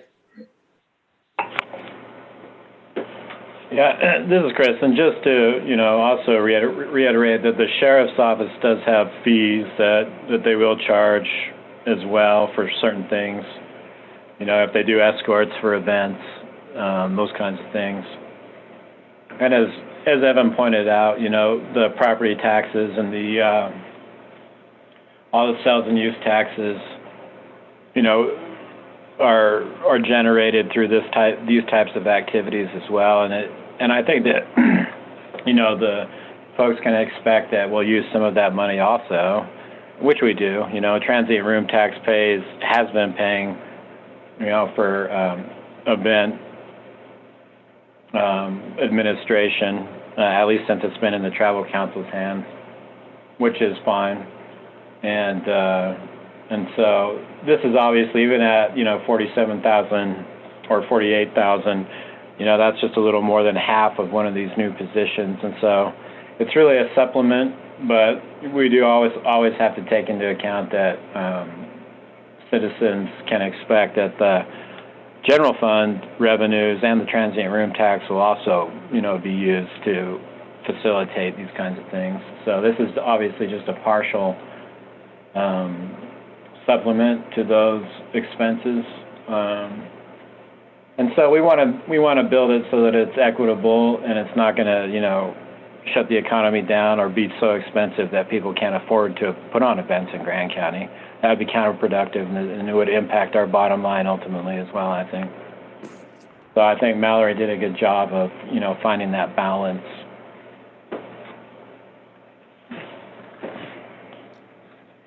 I think it's an amazing job. Thank you very much, Mallory. And I do think you should send it out to everyone, because I had the privilege of you showing me how it works, and it's pretty exciting to plug in different numbers and see how it works. So thank you.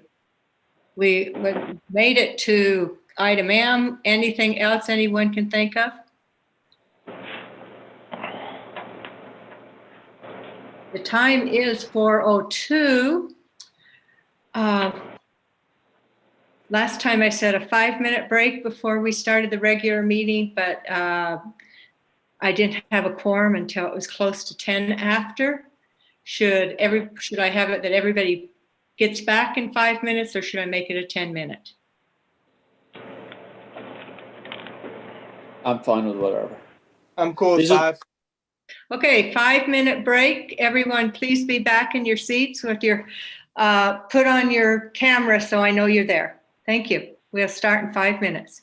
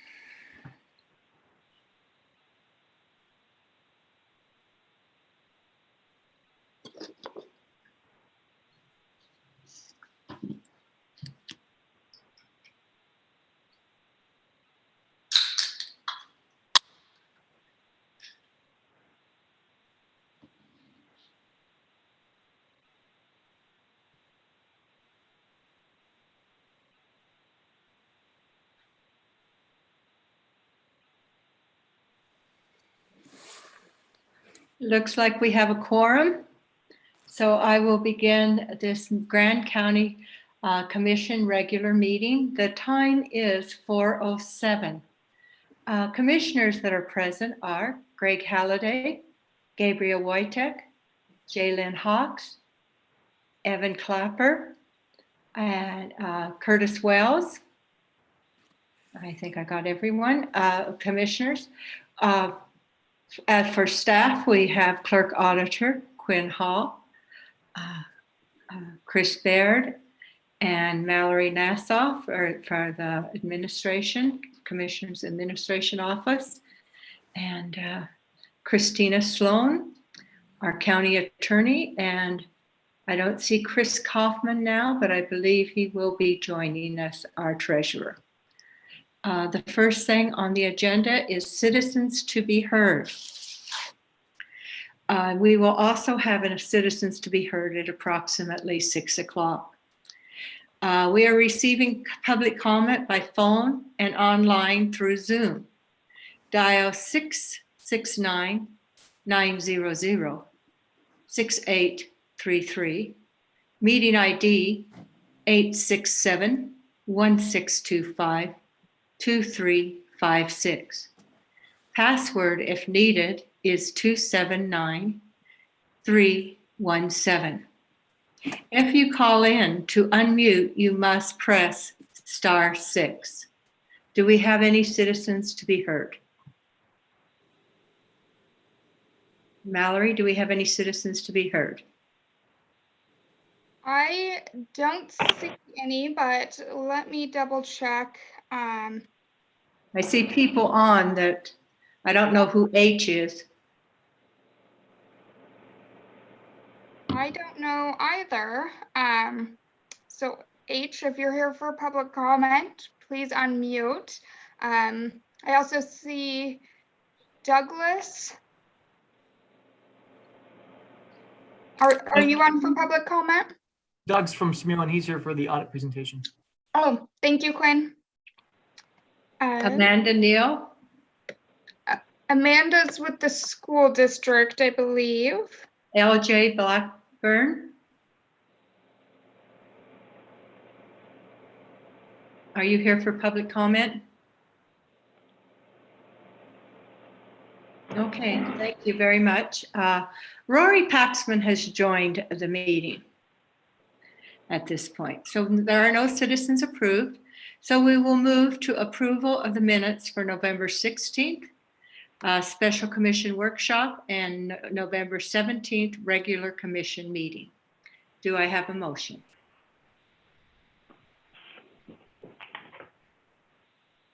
So moved, Mary. Thank you, Greg. Do I have a second?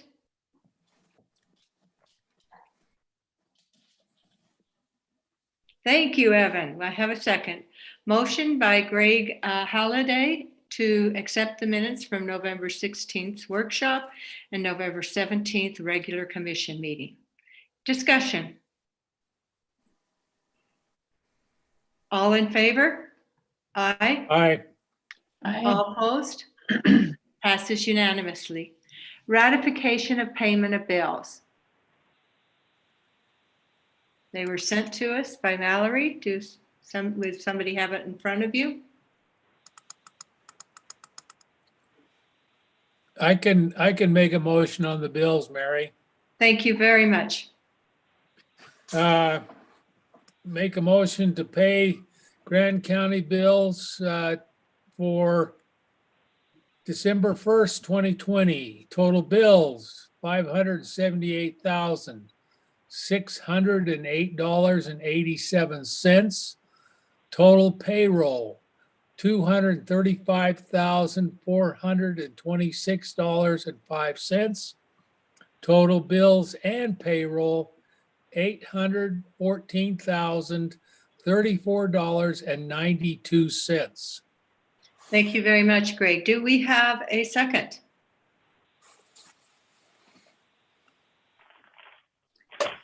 Seconded by Gabriel Wojtek. Is there discussion? This is a roll call vote. Greg Halliday, Aye. Gabriel Wojtek, Aye. Evan Clapper, Yes. Curtis Wells, Aye. Roy Paxman, Yes. Jalen Hawks, Yes. Mary McGann, yes, passes unanimously. We are now to commission member disclosures. Is there anything on the agenda today that a commissioner needs to disclose?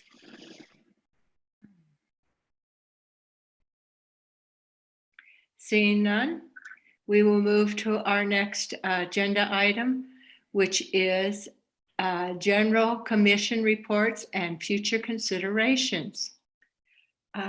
Jaylin.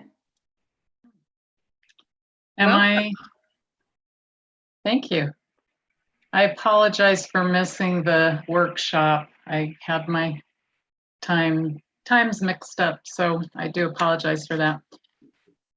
The meetings that I attended, first of all, Planning Commission meeting on November 23rd.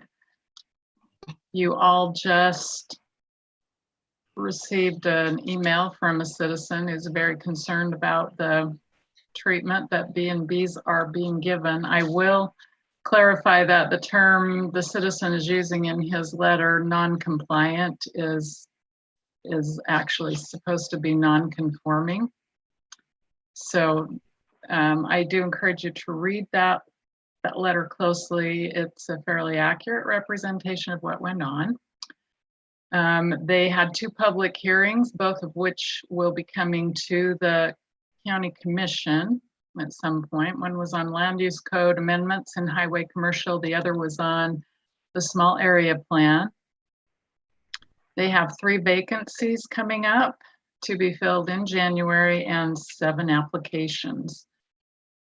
Went to the Housing Authority meeting. They are finishing up phase 1 at Wingate Village with certificates of occupancy on track for December 18th. So that'll be fun for those families to be in their new homes for Christmas. They're beginning the exterior framing on the 2nd phase at Wingate. 33 of the 36 units, as of the Housing Authority meeting I attended, were leased up for the independent senior living at MAPS. And the last are expected to be leased by the end of the year. Cinema Court, both Cinema Court and the Virginian have 100% occupancy. And I just wanted to let you know that there are possibly 130 families on the wait list. It's hard to know because many of them will be duplicated numbers, but probably at least 50 to 70 are unduplicated. And most of the wait list are for 1-bedroom apartments. So that speaks a little bit, at least, to the population at Cinema Court in Virginia. They need 1 bedrooms rather than 2 and 3. And so it is a good thing that HASU, Housing Authority, is working on qualifying 9 more families for the first self-help build at Arroyo Crossing, which is expected to begin soon. I went to the CARES Act grant allocation work group, and we'll be hearing a report on that later in the council meeting. Attended an audit committee meeting this morning, and we will be presenting the results of that next week. And I expect the chair of that committee, Commissioner Wells, will be giving a brief update today. And that is all I have. Thank you, Jaylin. And you're speaking to us from Japan, correct? I am. What's the time there? It is, let's see. So my computer set to Utah time. It's 8:16 in the morning. Actually Wednesday morning, 8:16 a.m. Well, thank you for your dedication and being here. Rory, do you have an update?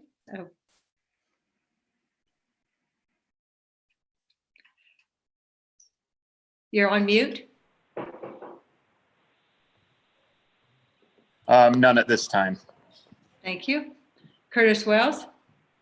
Yeah, I will give a brief update of the audit committee meeting that we held today. As Commissioner Hawks mentioned, we'll be submitting our annual report to the, or giving our annual report to the commission in 2 weeks. Probably the two big things we went over today, and I think really today for the audit committee that of importance, is we did receive the internal audit from our, we're able to review the findings, and that was really good. That's the what we'll be reporting on primarily in 2 weeks. And then, you know, something that was up for discussion that I'll likely touch on later in the agenda was when we got the legislature kind of created this need, or a better term, for the county to have an audit committee. And part of the role for the audit committee is to kind of be a conduit between the external auditor, which is our, which right now is Smoo & Rich and Marsing, which we'll hear from later, and the county. And that didn't quite work the way it was supposed to this year. And so, you know, we made good notes of that in our meeting. You know, we're supposed to receive the draft audit report and the management letter first. We did reach out to the accountants on multiple occasions. It just didn't happen. And then we kind of play a more formal role in introducing that to the commission. And so we're going to improve on that next year. But I think it was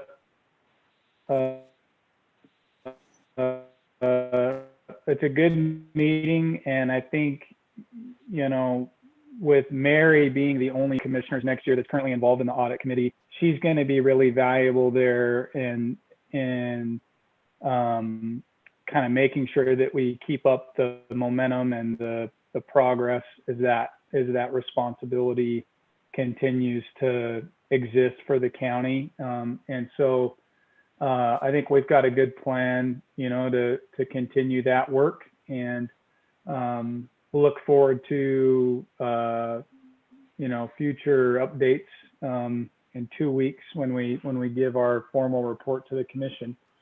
And, you know, I think at this point, that's all I have as far as an update. Mary, thank you. Thank you, Curtis. Evan?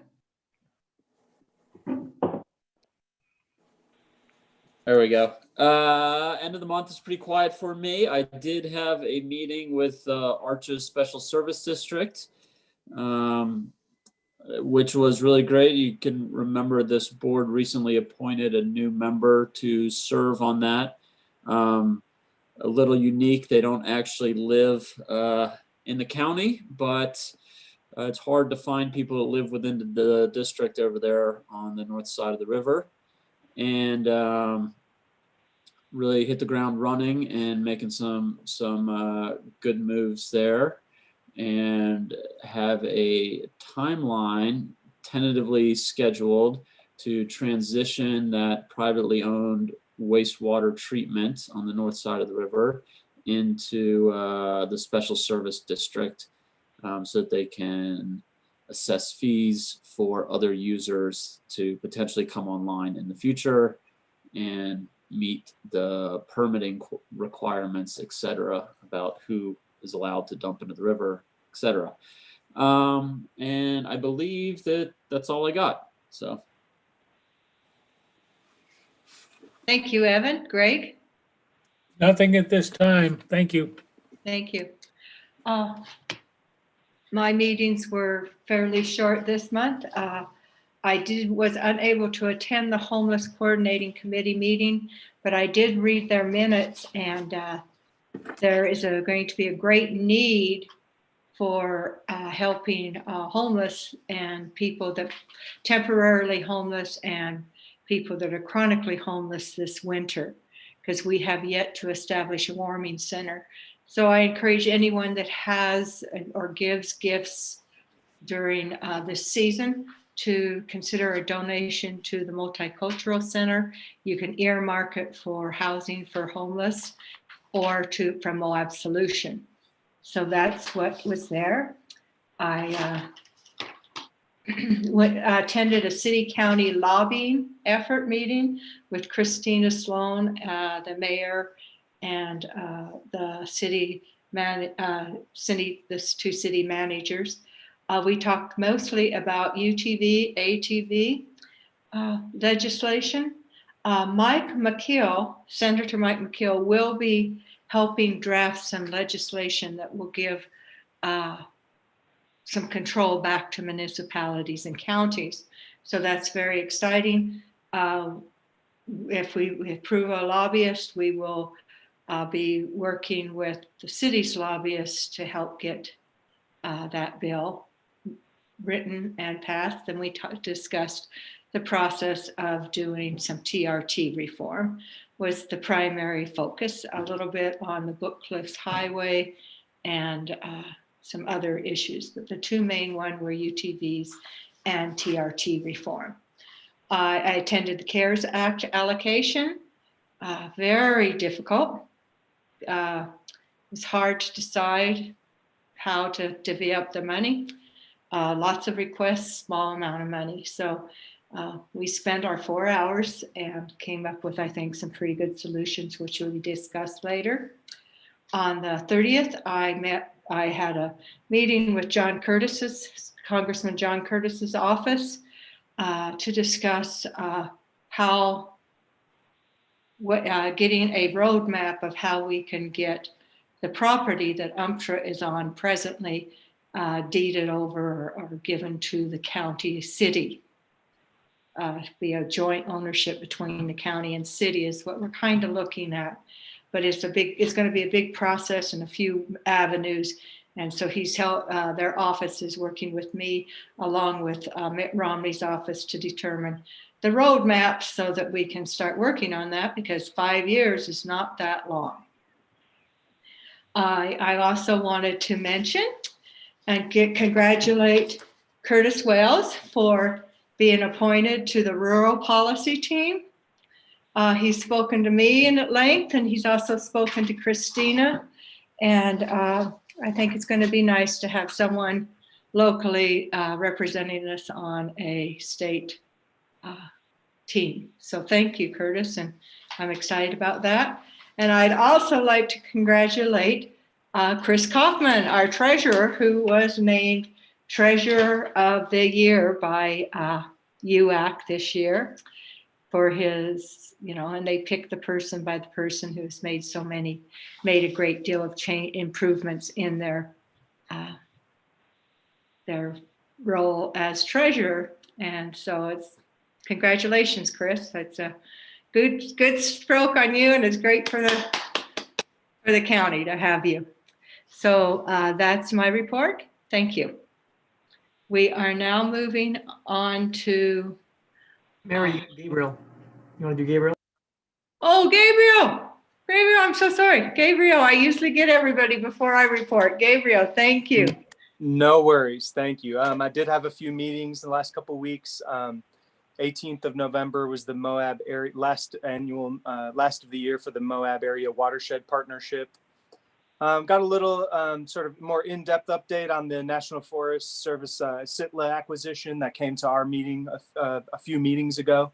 But there was a little bit more information offered about that process of all the proposals for those acquisitions to add to the National Forest. That was kind of interesting. Learned a lot from that.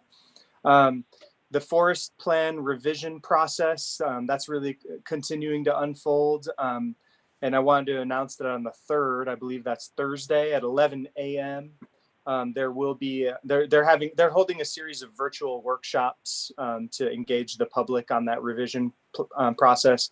And this Thursday, the 3rd at 11 a.m., the next in that series will be focused specifically on the watershed. If anyone in particular in the public or in the commission is interested in that topic. And then Mark Stilson gave a little bit of a summary on sort of the final sort of summary on his series with regards to the groundwater monitoring efforts that have sort of gone about in the past 18 months or so. You know, still a lot of question marks. I don't think there's anything conclusive yet, but I think, you know, getting the gears turning towards a groundwater management plan. I think certainly there's a lot of effort and energy and you know, interest in that process. So I think it's, you know, it's just all step by step, you know, in terms of figures and sort of where we are, what the state of everything is. That, you know, can't really say at this moment. But there's some interesting sort of efforts with regards to the concepts of groundwater banking, also just focusing on protecting our wetlands, and just really ultimately coming to that goal of defining what is safe yield from the Glen Canyon aquifer in particular. Last week was had a Four Corners Behavioral Health meeting on the 24th. We had a couple of motions approving the forgiveness of balances for services. You know, because of state and federal funding sort of being maintained and sort of reinforced through COVID times, Four Corners was comfortable forgiving, you know, what amounted to about $280,000 of balances for client services.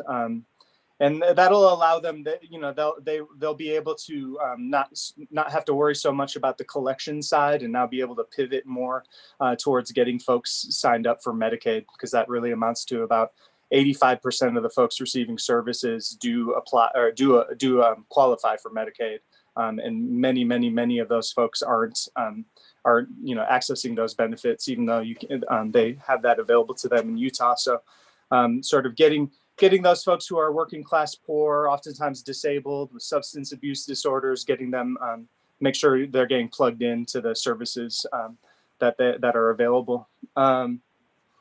Let's see, the clinic there on Center Street was taken off the market.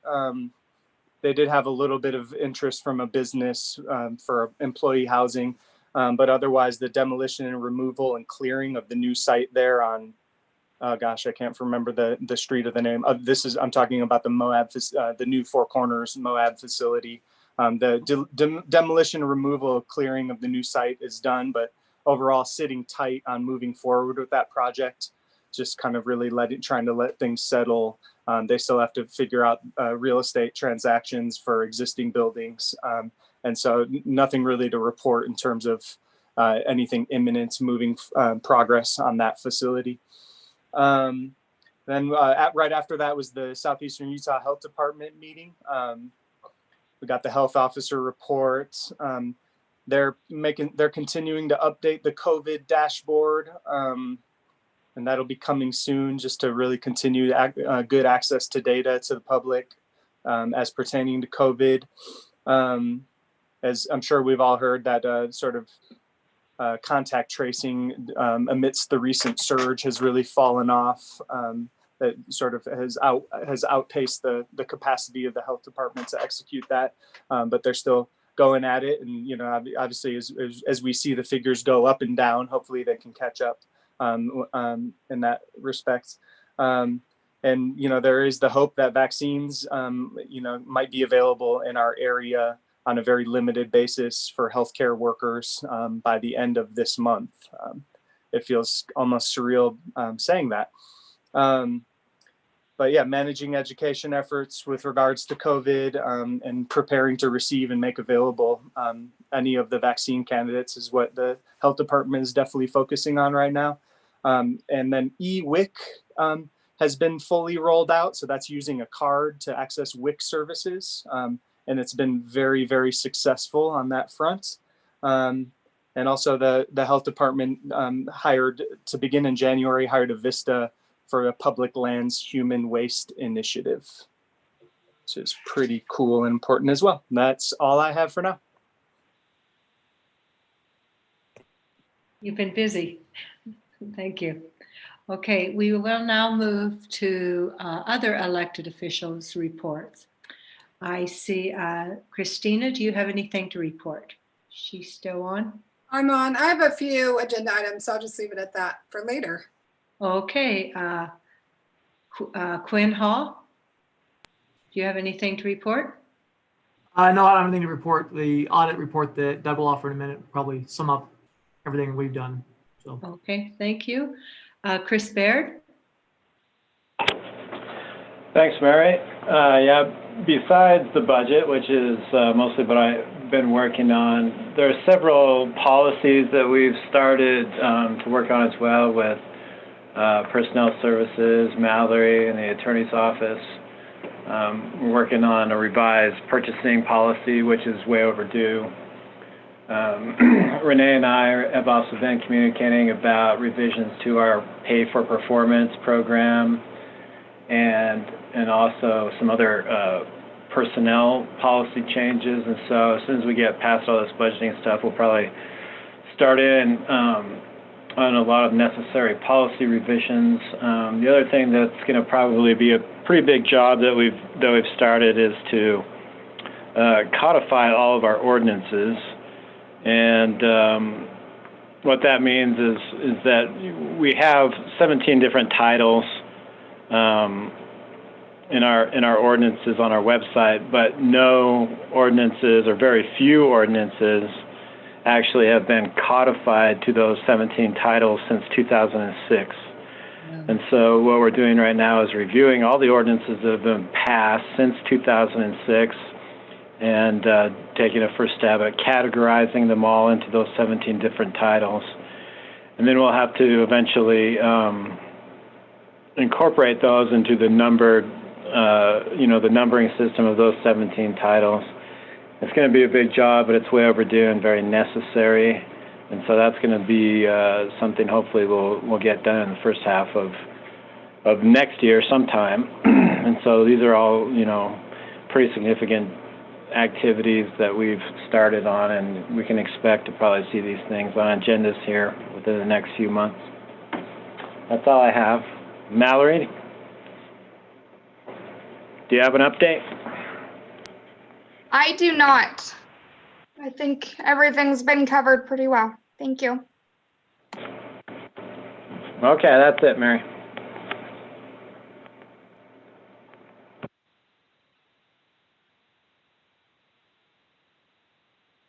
You're muted, Mary. Thank you, Chris. Forget. We are to a department reports, economic development report. Elaine. Well, thank you. It's so nice to be here. I wish it was in person, but hopefully that will come soon. We'll run through this. Just a quick muted, recap. Elaine. Oh, I am. Can you hear me? Can you hear me okay? Yeah. Okay, great. So we'll go through this. Let me share my screen. You can see that. Okay.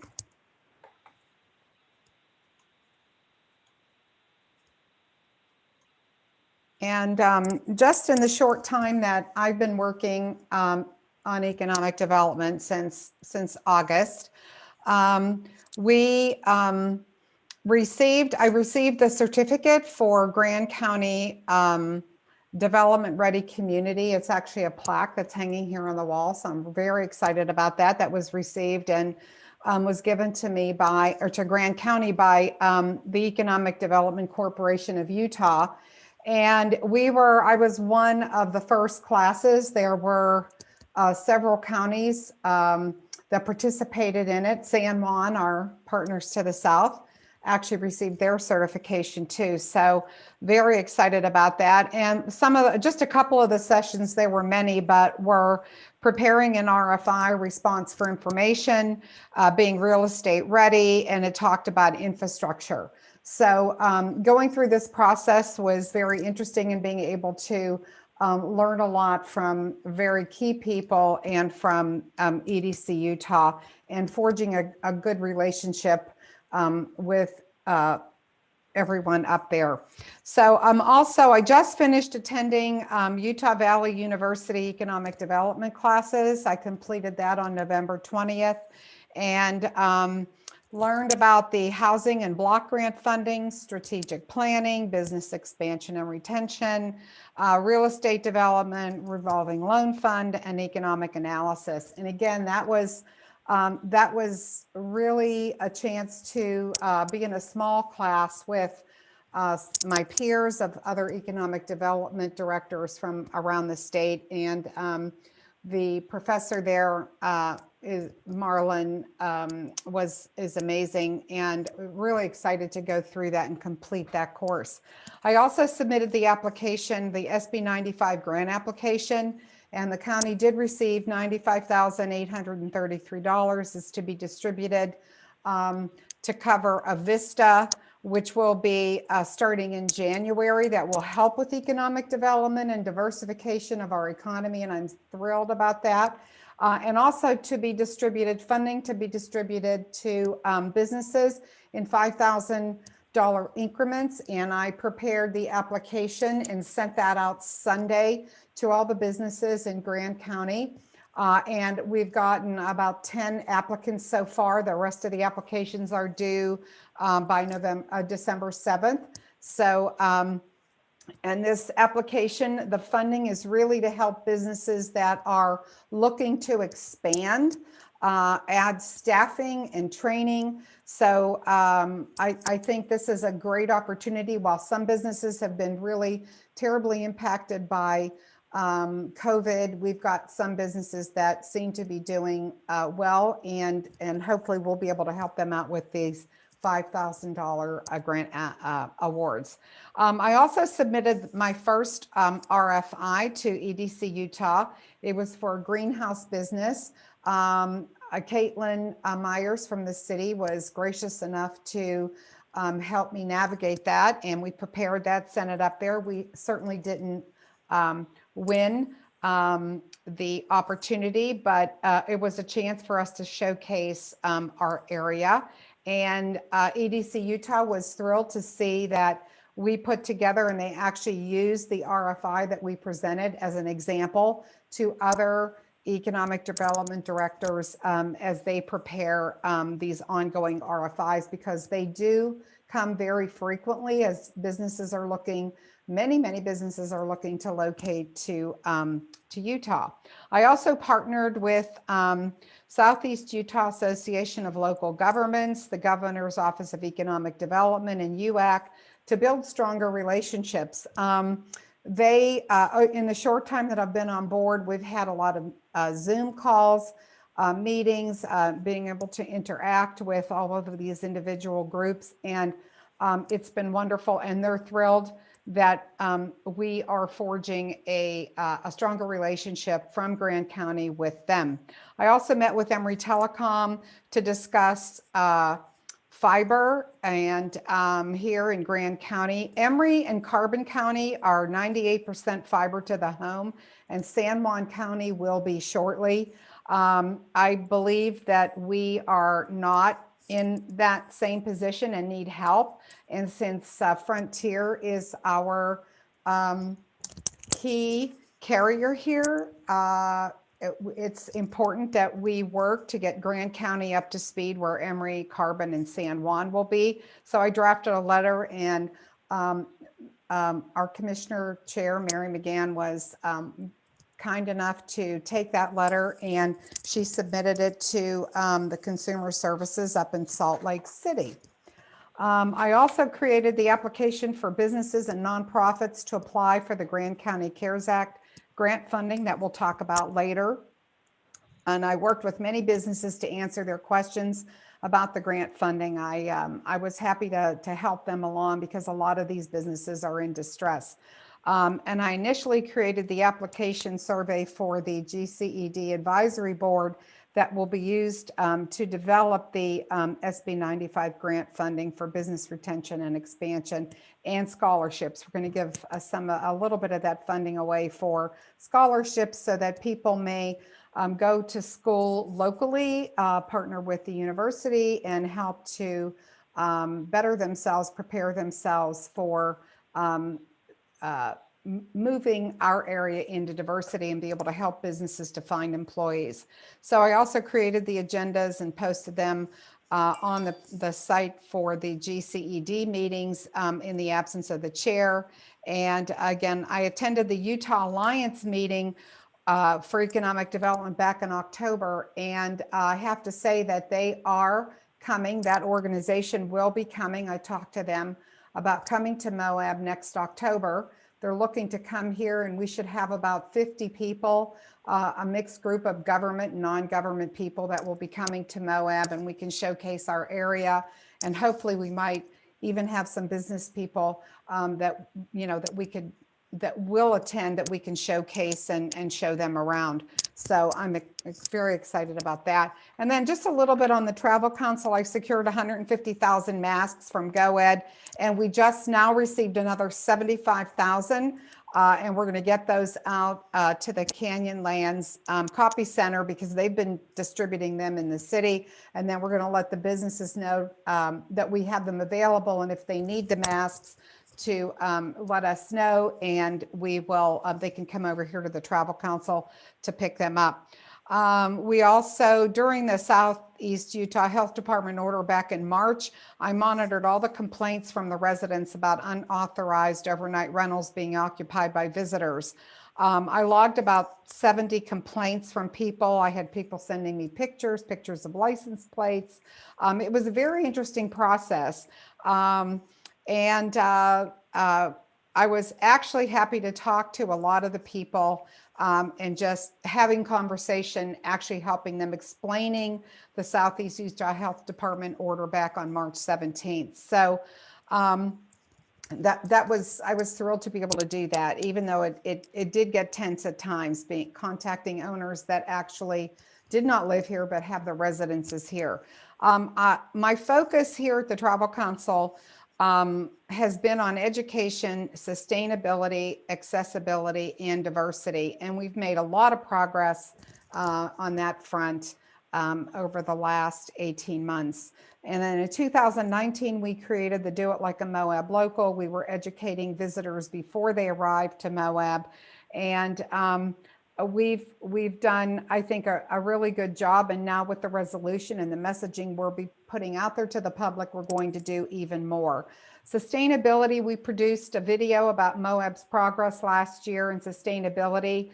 And I worked with the former sustainability director and the chief of police and the mayor and many others to showcase how our little community has made so much progress in the sustainability effort. We also have a sustainability committee made up of 3 members of the Moab Area Travel Council board, and we're forging ahead with working with other communities about sustainability and learning what we can do to hopefully implement even more here in our community, and working with the Global Sustainable Tourism Council, which the Travel Council is a member of.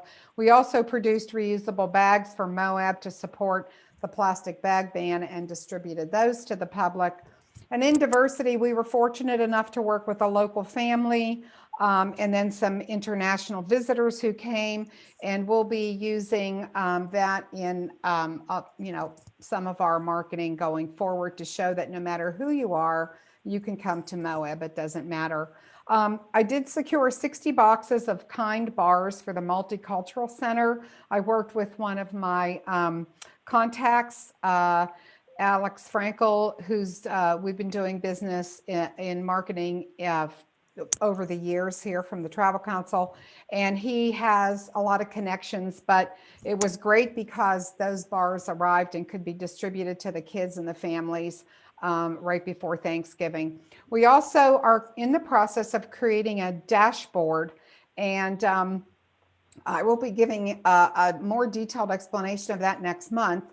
And the information that it will offer, we're going to be able to track, you'll be able to see a lot more information on occupancy. We're going to be getting it weekly rather than quarterly.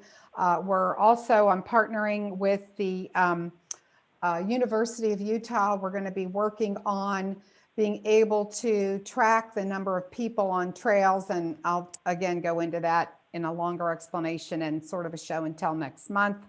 And the dashboard information, as well as the information about trails and people just coming in here and where they are, will be critical information for economic development opportunities. This office also works with host compliant to confirm legal and illegal business licenses for overnight rentals. So we're in the process of reviewing all of the overnight rentals. Are they advertising and not licensed? We're also working on validating the TRCC licenses, and are those businesses paying their taxes. So TRT and TRCC, where we manage that out of this office, and hopefully we'll give you an update on that soon. We're also working on upgrading all the marketing messaging to meet the requirements of the resolution. And we're working with the Utah Office of Tourism to ensure that they mirror the same message required in the resolution. I talked to the Utah Office of Tourism and told them it was extremely important that they get on board. I asked them to get on board with us, sent them the resolution, because while we're marketing and advertising locally, when the state does it, they need to be mirroring what we're doing down here. So we are redesigning the billboards on I-70 to reflect the resolution requirements. And we will show you a picture of the billboard that we've redesigned soon, as well as some of the other content. But I want to thank you for everything, having this opportunity to work at Grand County. I'm thrilled that I'm able to work on economic development, and I'm determined to diversify our economy here. So thank you, and I look forward to another presentation in a couple of months. Thank you, Elaine. Very impressive. Any questions or comments from the council, commission? Yes, Curtis? Yeah, Mary. I just wanted to thank Elaine for her report and the good work that she's doing. And I've been, in touch with Elaine about the commission providing a more clear pathway for economic diversification. And I'm working with Commissioners Wytek and Hawks, and I want to circulate some more information out to some of the others to avoid creating a quorum. We kind of have to do it in groups, but I think that Elaine is doing a really good job, and I think that the more the commission can help provide direction and expectations, I think it's just going to be better for her. And I think Elaine's definitely headed in the right direction. And so I'm planning to have some agenda items to that effect in 2 weeks on the 15th. And so I look forward to working with you on that, Elaine, and to the commissioners. Thank you very much. Yes, thank you very much. Anyone else? Thank you, Elaine. Thank you for your hard work. Okay, Leanna Etchberger from Utah State University. Hey, Mary. Yes. We've got D, the presentation from Simulated Mitchell Marsing. Oh, okay. Yes, we do. I jumped to E, presentations. I was thinking of Elaine's as being a presentation, so thank you. Yes, presentation of Grand County's financial statements for 2019.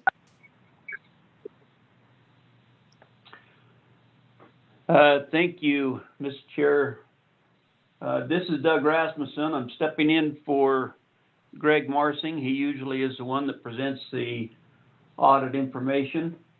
I'm assuming everyone can hear me. Is that correct? Yes. So I don't know, does everyone have a copy of the audit report or one that they can review in front of them?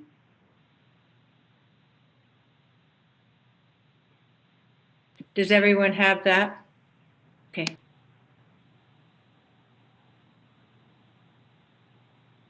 Yes, everyone has one in their packet. Okay, all right, thank you. Well, I will go over some I'll refer to the page numbers so that you can see where the information is coming from. If there's any questions that you have, if you would just go ahead and interrupt as I'm speaking, I won't be offended for that at all. And I think if there are questions, we need to have those brought up at any time, especially when it's something that you would like to bring up. As far as the audit is concerned, the biggest portion of the audit, the most important part, is on page 2 of the audit report.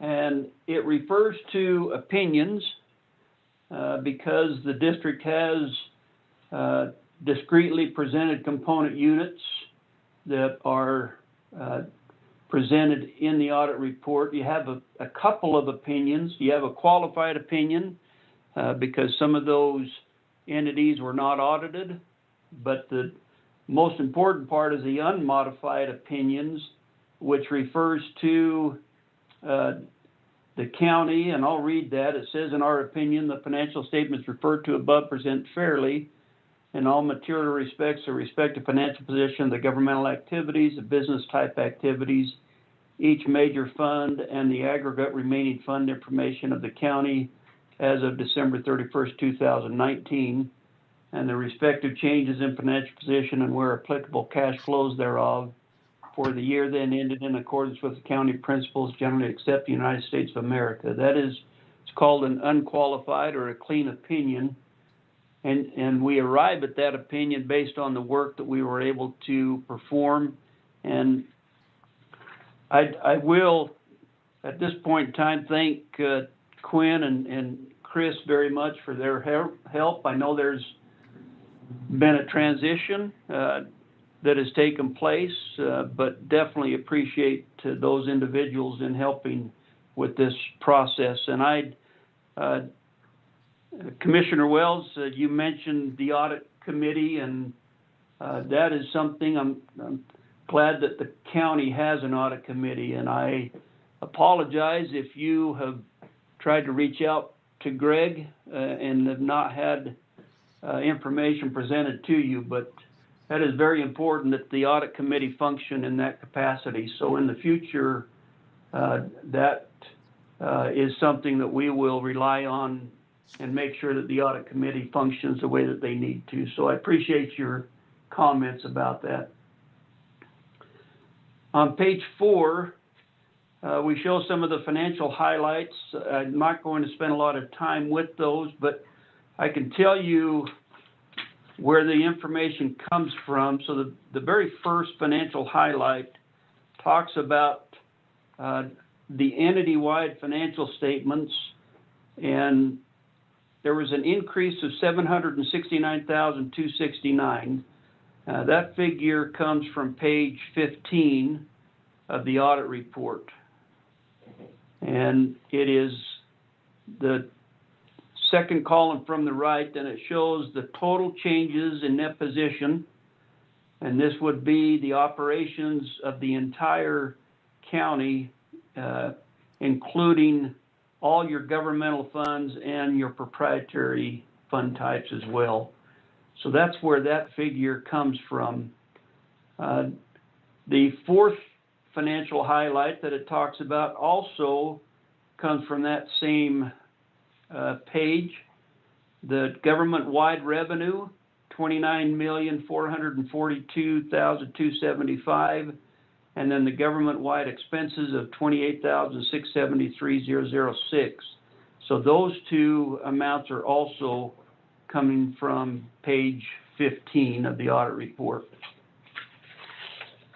I will spend a little bit of time going over your governmental activity. That's found on page 16. It's Exhibit 3. You have activities that meet, they call the criteria of whether they are major funds, so they're reported separately, or non-major funds, which are all consolidated together underneath other governmental fund activity. And on page 16, we show the balance sheet of each one of the governmental funds the general fund, the major special revenue funds, the major capital projects funds, and then everything that is consolidated in the other governmental funds. And page 18, which is Exhibit 5, shows the revenues and the expenses and then the other financing sources and uses for each one of those individual funds. The general fund on page 18 had an excess revenue of $50,538. That's a third figure from the bottom on the left column. And you can see how each one of those individual funds performed this past year.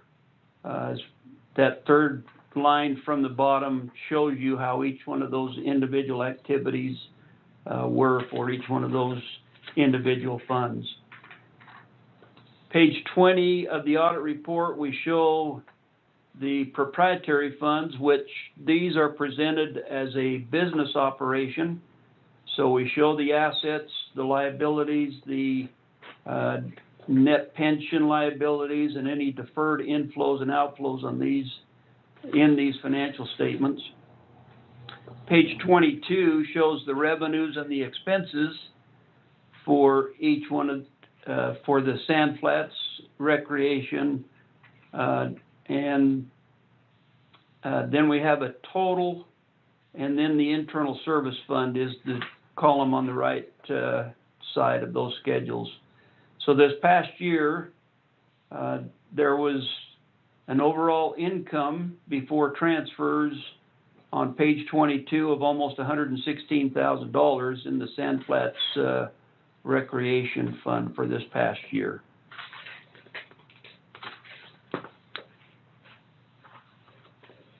A couple of items that need to be addressed. One of the biggest things that we look at is how did you do for budgeting purposes? And we'll need to go all the way back to page 69 of the audit report. It's Schedule 1. Page 69 shows the total revenues that were brought in, and as you can see, the bottom line is your budget. The final adopted budget was $9,765,349. The actual amount, $9,939,151, and so there was a favorable budget variance as far as revenues. The one that is crucial for the commissioner to make sure that you budget properly and to make sure that you are staying within your final adopted budget is on page 1.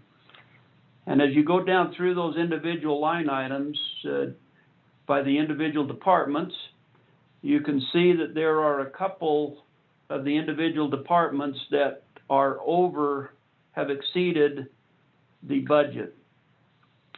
And they have not exceeded the budget an awful lot, but the state code mandates that you make sure that you stay within your final adopted budget in each one of the different departments.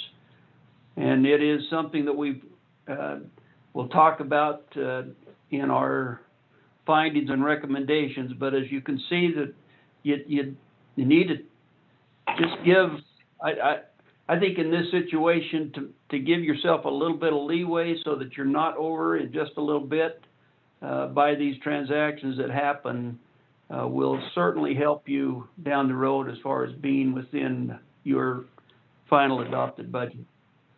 Hey, Doug, this is Chris Barrett. Can I just wanted to ask a question. I reviewed the pre-audited budget results and then the post-audit entry budget results, and also kind of it appeared to me that the way that some of the payroll accruals were parsed out is what caused some of those departments to go over budget, and the audit entries for some of those accruals was out of proportion with the department. And so maybe it's something we can discuss in the future. But I think that the way that the payroll accruals are being parsed out to each department are not proportional to the department's actual expenses. Does that make sense? And it does, and I will also tell you, and commissioners, that's a good point, Chris, is that sometimes these entries or putting line items or departments over budget is some of the adjustments that are made, and those adjustments need to, we need to try to get the financial statements as close to what they should actually be before we audit. But when we do make audit adjustments, which it happens on really on a regular basis, then those need to be reviewed and looked at. And I realize that sometimes, well, most of the time we're making adjustments that will cause a particular department to go over. And if those adjusting journal entries that the auditors are proposing to be made are creating that department to be over budget, then that is something that can be identified pretty easily in the county's response, is that you are doing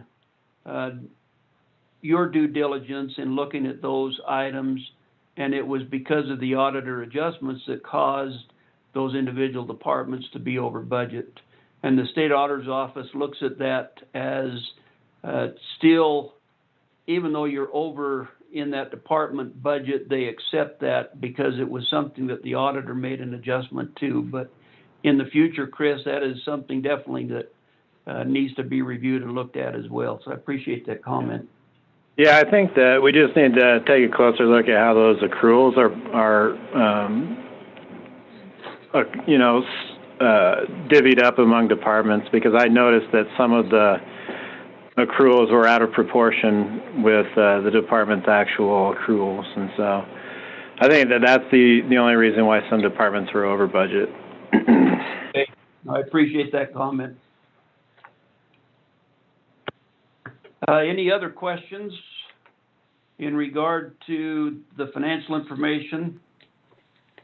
This might have been a better question when you were going through the opinions, but I want to make sure we don't get too far away from it. Doug, would you mind, for the commission, just elaborating a little bit more on the qualified opinion that we did receive and what that means?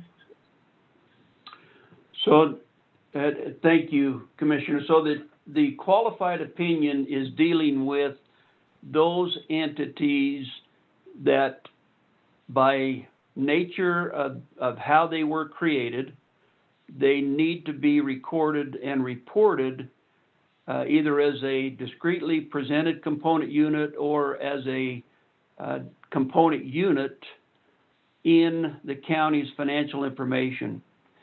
And some of those entities, some of those districts are not required to have an audit based on total revenues or total expenses. And because of that, we have to report that the opinion, because the opinion covers the entire county audit report. And if we have items or districts or other entities that are reported part of the county that have not been audited, then we cannot say that those entities have been audited and had a proper review. So that's one of the reasons why you have a qualified opinion, because it's saying we didn't audit, or nobody, no other auditors audited this particular entity. And so even though financial information is included in the county's report, it is unaudited. If it was audited, then we could go ahead and say if all of the audited entities were audited, we could go ahead and provide an opinion on the entire county without having any qualifications. But anytime you have one entity that is not audited, that has to be reported with the county audit, then you do have a qualification that exists because it has not been audited. Yeah, I Does think that answer your question? Well, part of it. The other part is just to be clear for the financial folks on the board that a qualified opinion is not a good thing. That is not a positive thing. But it's something that you cannot get away from unless you tell every one of the other entities that are being, and it's their decision. They can have an audit if their revenues and their expenses are less than what the state auditor's office requires. So there's a threshold of if the entity receives or expends more than $1 million. Some of these entities have not received or expended more than $1 million, so they're not under the audit criteria to be audited. And it's their decision, their board's decision, whether to have an audit or not. Many of them, because of the cost, they do not perform an audit. And so if those entities, a lot of those entities are rolled up into the county audit because they're not required to have an audit, they do not have an audit, but they still have to report the financial information in your audit. But Kurt, you're saying you see red flags in this audit?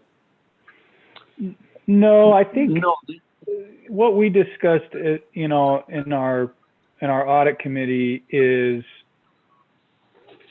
moving forward. I think what we would like to see is procedures that could be performed at those component units, and documented to be comfortable with their balances, like additional procedures to avoid the qualified opinion.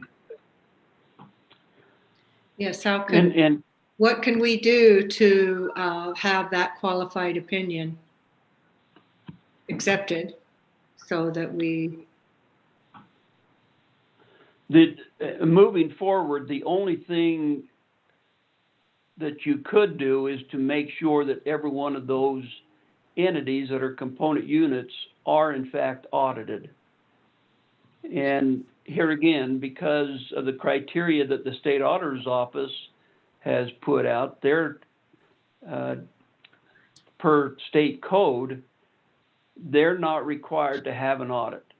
And so if their board decides not to have an audit, then by nature of that entity not being audited, you're going to have a qualified opinion in the county's audit report. And it's no reflection on the county whatsoever. And I realize that some people might look at that and say, well, the county has a qualified opinion. Well, that qualified opinion does not reference the county.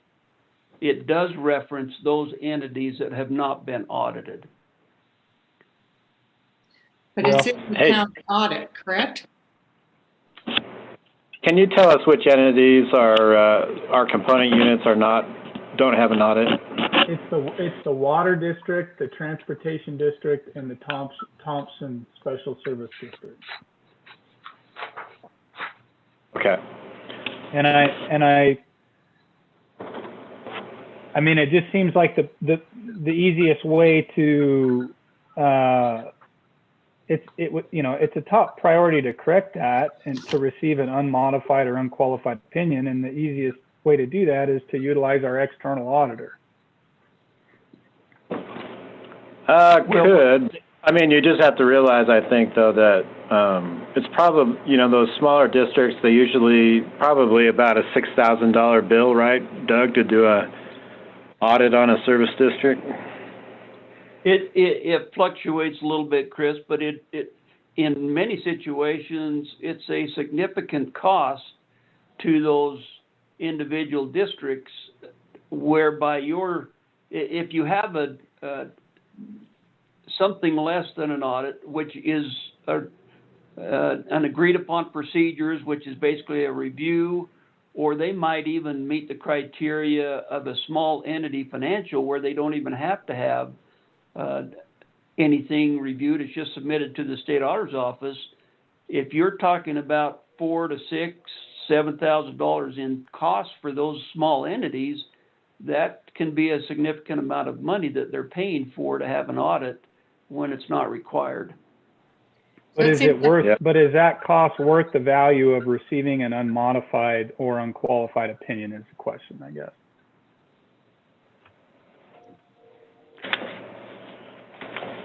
Well, I assume you're concerned that the unqualified opinion means that they haven't been vetted entirely for any material deficiencies. And so,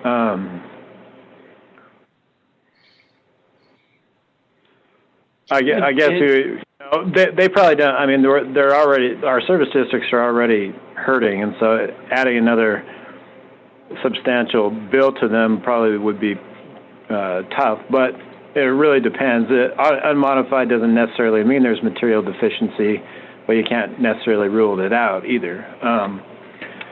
And so it depends on the risk, I suppose, that you might expect. They do have to provide reports, and they do have budgets. They do have, usually QuickBooks that can be reviewed at any time. So a full-blown audit, I suppose we could try to fund that, which we would have to probably, if we felt like there was some substantial risk of fraud going on or something. It seems like this puts us in a catch-22 situation. The state's saying they don't need to be audited, but we're getting dinged because they aren't audited. Well, it depends. We're not necessarily getting dinged, I wouldn't say, but I think that if it was important for these small component units to be fully audited, I guess, it could happen, but it's going to be, like when we talk about our audit costing, around $40,000, and we've got $29 million budget, it's a very small cost relative to our total budget. But when you look at these small service districts and you tally up the cost of a full audit, it's a lot, proportionally a lot greater. And so I think it comes down to the level of risk or whatever. And so I think we can discuss it more. It's another point, though, against creating special service districts, so I'll say that. The more independent political subdivisions we spin off, the more we're going to have this problem. Mary? Go ahead, Jaylyn. This is Jaylyn, question for Doug. So is there anything short of a full-blown audit that could be done with these component units that would satisfy the requirements so that, assuming an unqualified audit is our goal, is there anything that can be, anything short of full-blown audit that can be done to satisfy your requirements as an auditor? So, and Jaylyn, I appreciate your question, and I guess I need to maybe help the county. I realize that in your audit report that you have something that you would like to eliminate. Grand County is not the only county in Utah that has qualifications on opinions, because there are discreetly presented component information in county audits of entities that are not audited. And I want to reiterate that that's not a reflection so for instance, somebody who understands what that auditor opinion is all about recognizes that we're giving a qualification on entities that the county doesn't have any. You don't have the direction for them. You can't, in reality, you can't compel them to have an audit because it's their board's decision, trying to keep that autonomy between the county and this district component unit. It's their board's decision whether they have an audit or not. And if they decide not to have an audit, then that has to be identified in the county's audit that there's financial information in the county's audit that has not been audited, but it's not a reflection on whether the county is, that's why there's a separate opinion for the county in that it identifies an unqualified opinion for the county itself. And so in answer to your question, all of your entities would have to be audited in order for the county to have an unqualified opinion over all of the financial information that is presented. This seems to be a fairly complicated decision and situation that we find ourselves in. So my idea is let's put this on future considerations so that we can have a path forward for next year.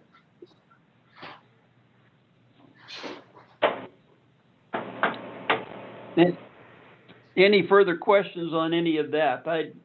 I would like to spend a little bit of time on some items that need to be reviewed that are reported part of the audit. Is there any other discussion? You know, just very, very briefly on the state compliance findings. Just moving forward, I think those are the things where I see a real opportunity, you know, for the county's internal audit committee to kind of get involved and have those conversations and discussions with the external auditor, you know, when those findings occur, and just have kind of more open communication with the audit committee involved. That was the other, you know, kind of big discussion item from the audit committee and reviewing the final audit today. So just another one of those heads up for next year. Yeah, and I appreciate that, Commissioner, because I think that is important to have that audit committee apprised of those items that have been found in the audit report. And I will reference you to page 88 of the audit report. One of those items that Commissioner Wells is referenced to is on page 88 of the audit report. And then also starting on page 97, 98, and ends on 99. So there's three items there. One is reconciliation of significant accounts, and that's on page 88. And you can review and look at those. 97, on page 97, we've already talked about the finding on 97, which is the excess of budget. And then on page 98, something that needs to be corrected, and I believe that Quinn is very much aware of this, the deficit fund balance that is in a couple of your small special revenue funds. And for your information, just going back and looking to see where that is located, if I can hurriedly go back and find that, what page number that is on.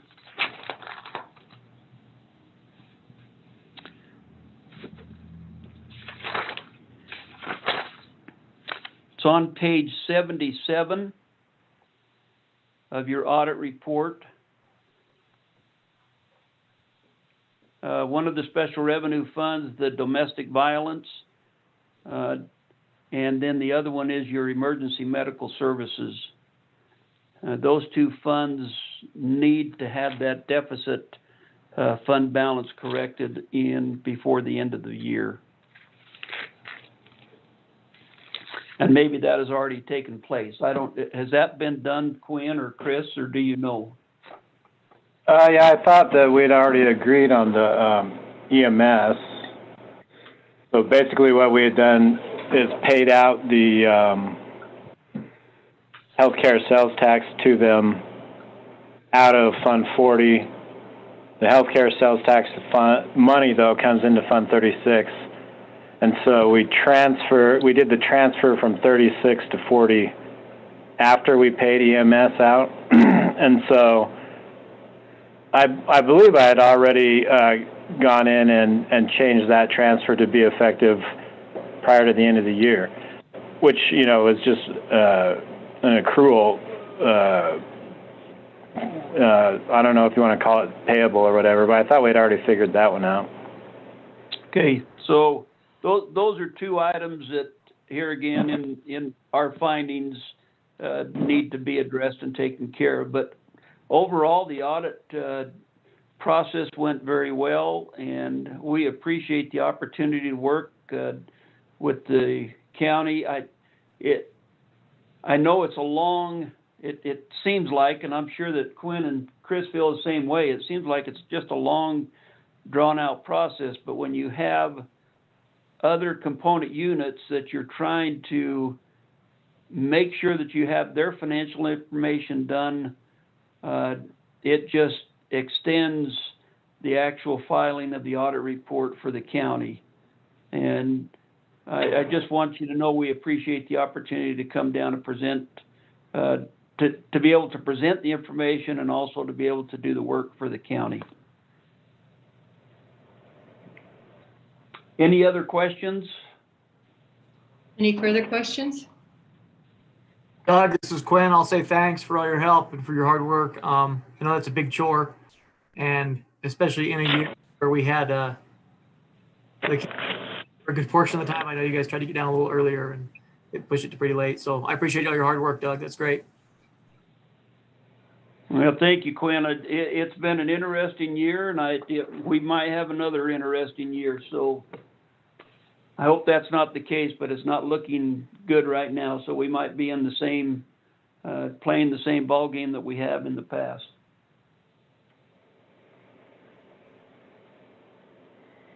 Any other questions? Yeah, thank you. Any other I also questions? this is Chris. I just also wanted to point out that, you know, because we've been discussing establishing grant specialist / accounts receivable position in the clerk's office, and Doug can probably attest, you know, that a lot of the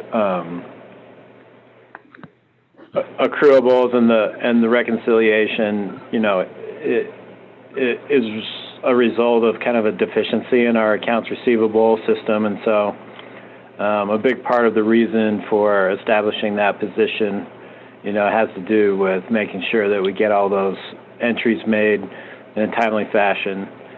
And it really hasn't ever been set up in Grand County, as far as I know, properly. And so definitely I know that Quinn would be looking forward to it, and all around, you know, increase our accountability to get that accounts receivable set up and functioning properly, and to have somebody really truly managing and coordinating all of our grants and the accounting of them in a proper fashion, because that's probably one of the most difficult components come audit time, is to try to pull all that together. And that's where we kind of require the services and the help of the auditors the most. And in relation to that, Chris and Quinn, and I know that Greg, I believe he talked to both of you, and this is something that the Commission needs to review and look at in connection with the financial information. It probably would be a good idea to have another CPA firm or somebody with an accounting CPA to come in and review the financial information, just to help make sure that the financial statements are prepared properly before the audit process begins. That is something that we are requiring and looking at with many audits that we have, is they're having to go outside of their organizations.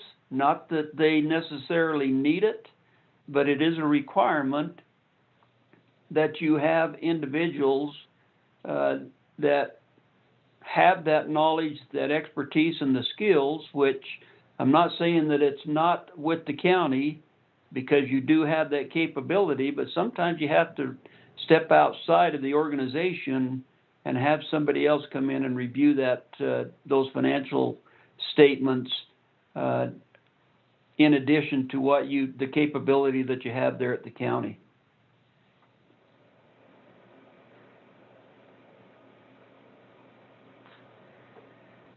Any further questions? Thank you. Thank you, Doug. Thank you very much. Okay, we will now move to the presentation of the Utah State University Moab Academic Building Virtual Groundbreaking Tour. Leanna. Hi, thanks, Mary. I didn't prepare anything. I came to hear your presentation and be around for questions, but I'm happy to, I can always talk about. Valerie, were you going to put up the video? Yes, I will do that right now, and then we can see if there's any questions. And then we'll see if there's any questions. Thank you.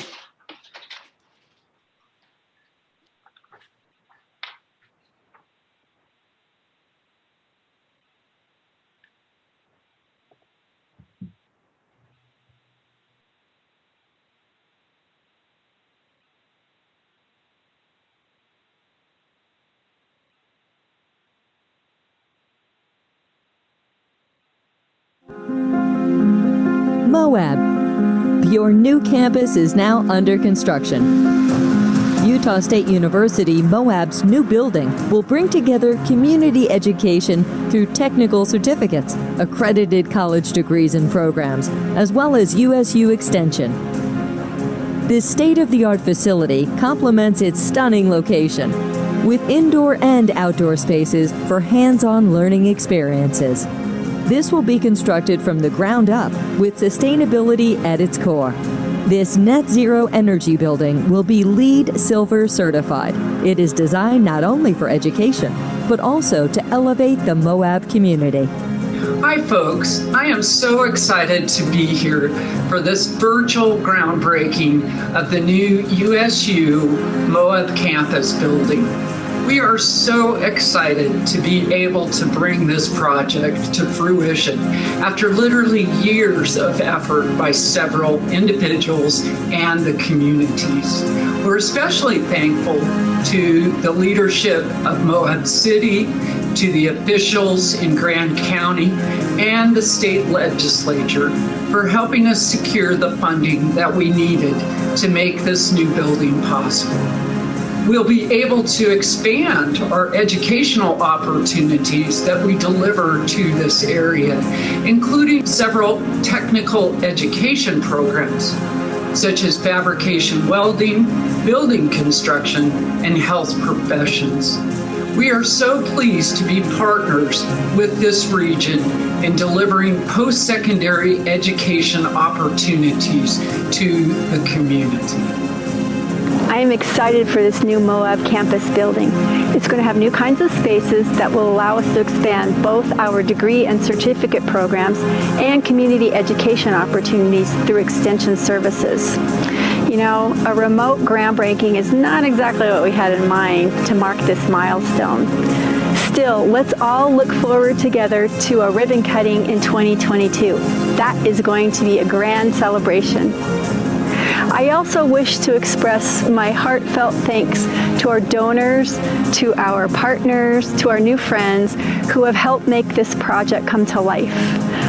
From monetary donations to beautiful Aggie Boulevard, this has truly been a group effort toward the future of our community.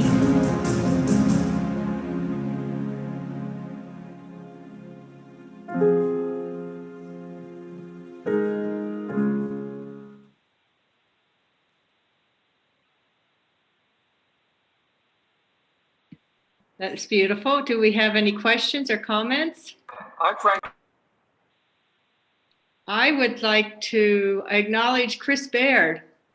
When I got the first year that Jalen and I were on the council, we had been we'd been talking for years and years about this campus, and it seemed like we just we're like a hamster on a wheel. We just kept going around and around. And it was Chris Baird who said, you know, if you want something to happen, you got to put your money where your mouth is.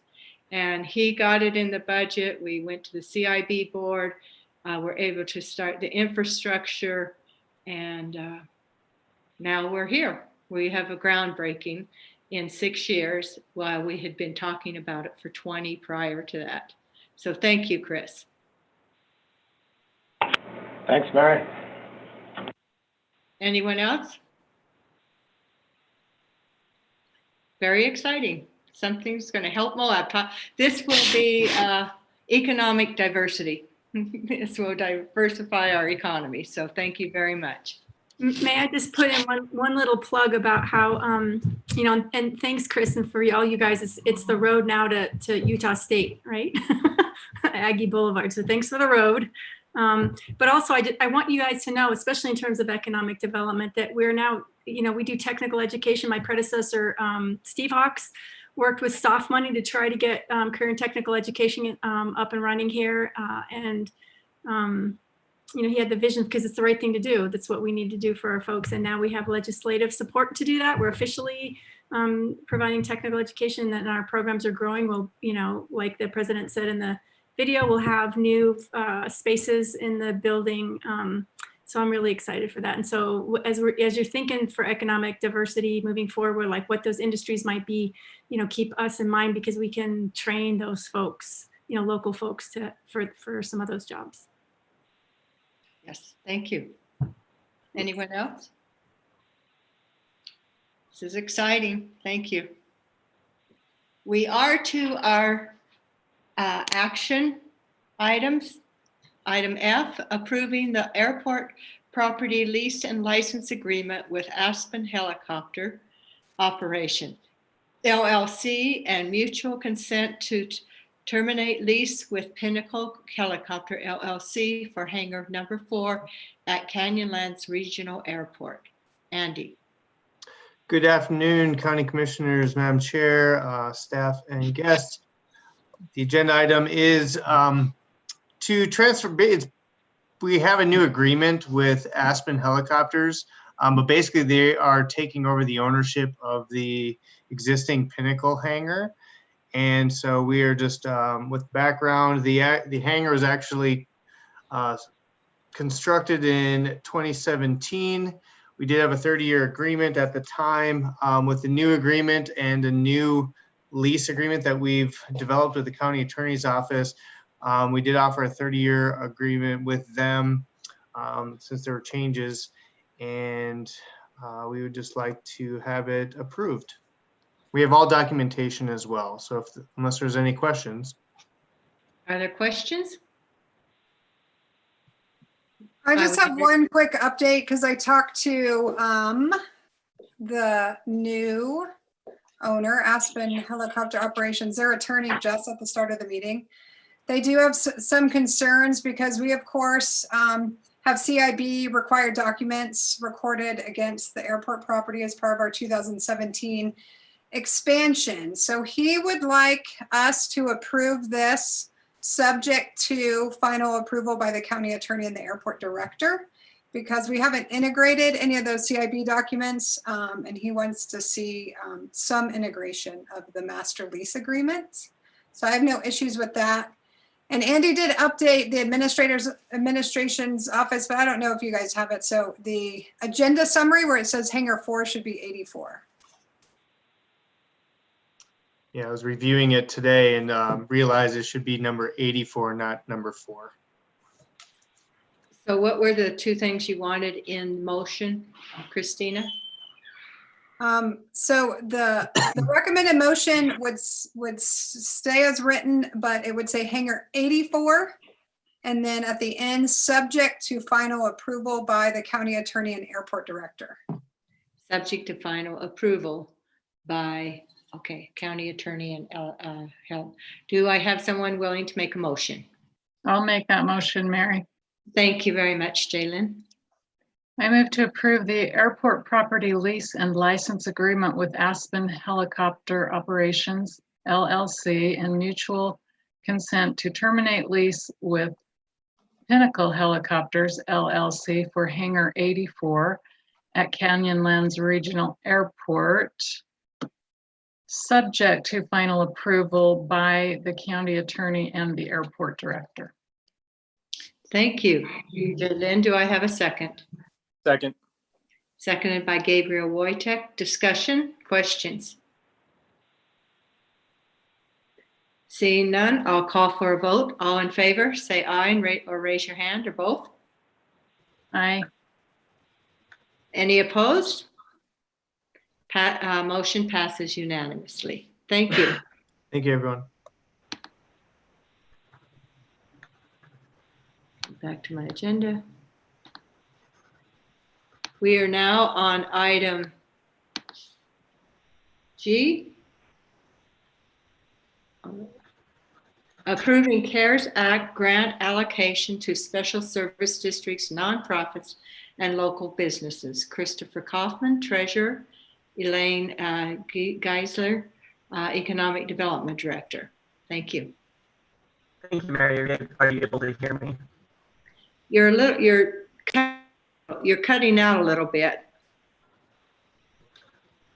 Okay, is that better? So about the same.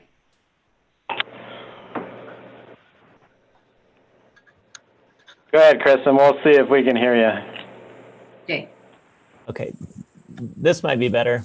Yes, that's better. That's better. Much better. I'll shut off my video too. Maybe that'll help.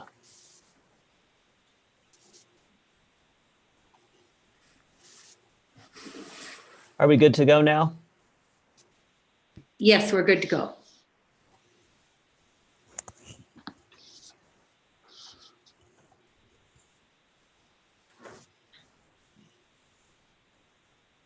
Okay, hopefully you can hear me now. Yes. Okay, great.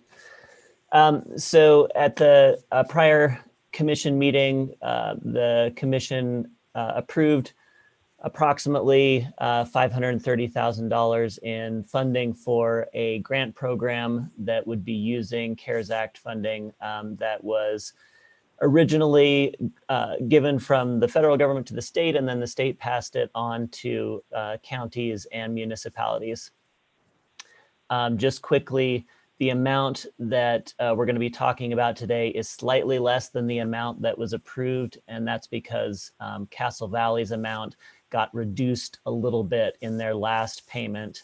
And that reduction was due to some cities, including Moab City, being successful in getting a little bit of extra money in their last CARES Act allocation because they were more heavily impacted by revenue losses due to the pandemic.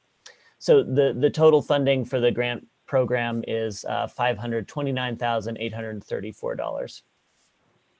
So the commission also approved the creation of a working group, which did meet twice since that approval was given. Our first meeting was to create an application process. We did 2 different applications, one for political subdivisions and another for businesses and nonprofits. Elaine really headed up the applications for the businesses and nonprofits while I dealt more with the political subdivisions. At our second meeting, the working group got together to make the recommendations that we're presenting now to the commission for how to allocate that money among the applicants that we received. We did receive a lot of applications. We got 7 political subdivision applications and 45 business and nonprofit applications. The total amount of funding requested altogether was over 2.5 million. So as Mary mentioned earlier in the meeting, there was a lot of need and just a little bit of funding to help out with that. So we did our best to spread that out the way we thought was best. The first major decision was to make an allocation between the political subdivisions and the businesses and nonprofits. And the working group is recommending that a split of approximately 80% to the political subdivisions and 20% to the businesses and nonprofits. This decision was made in part because the CARES Act funding stream that we're working with here is the stream that was intended for state and local governments. So the original CARES Act was just a giant bill that had all sorts of different programs and funding, and a lot of that was already made available to businesses through the programs that you've heard about, the PPP and so forth. So we felt that it was important to make sure that the political subdivisions got a lot of this money because that's sort of the original intent of the funding here. So the recommendations are attached here, and I can kind of just sort of hit the overview on what we did. So to start with the political subdivisions, we had some smaller requests that we were able to fund fully. And we also decided that we wanted to make sure that the funds that were given to Grand County by Castle Valley Town, that those funds were allocated in a way that would benefit Castle Valley Town residents. So we fully funded with that money a request that was fairly small from the Castle Valley Fire District. And then we split the remainder of that between the school district and between Grand County EMS, the Emergency Medical Services District. We did have some difficult decisions and discussions on how to use the last of the political subdivision funding. We took a hard look at all of the applications, and we came up with different criteria to use, including looking at how these entities had been impacted by revenue losses, how impactful we felt their intended use of the funding would be. And so we went through and ended up recommending substantial allocations to the Canyonlands Healthcare Special Service District, and all of that will be going to reimburse the care center for COVID-related expenses that they've had. We also made recommendations of significant awards to the fire department and emergency medical services.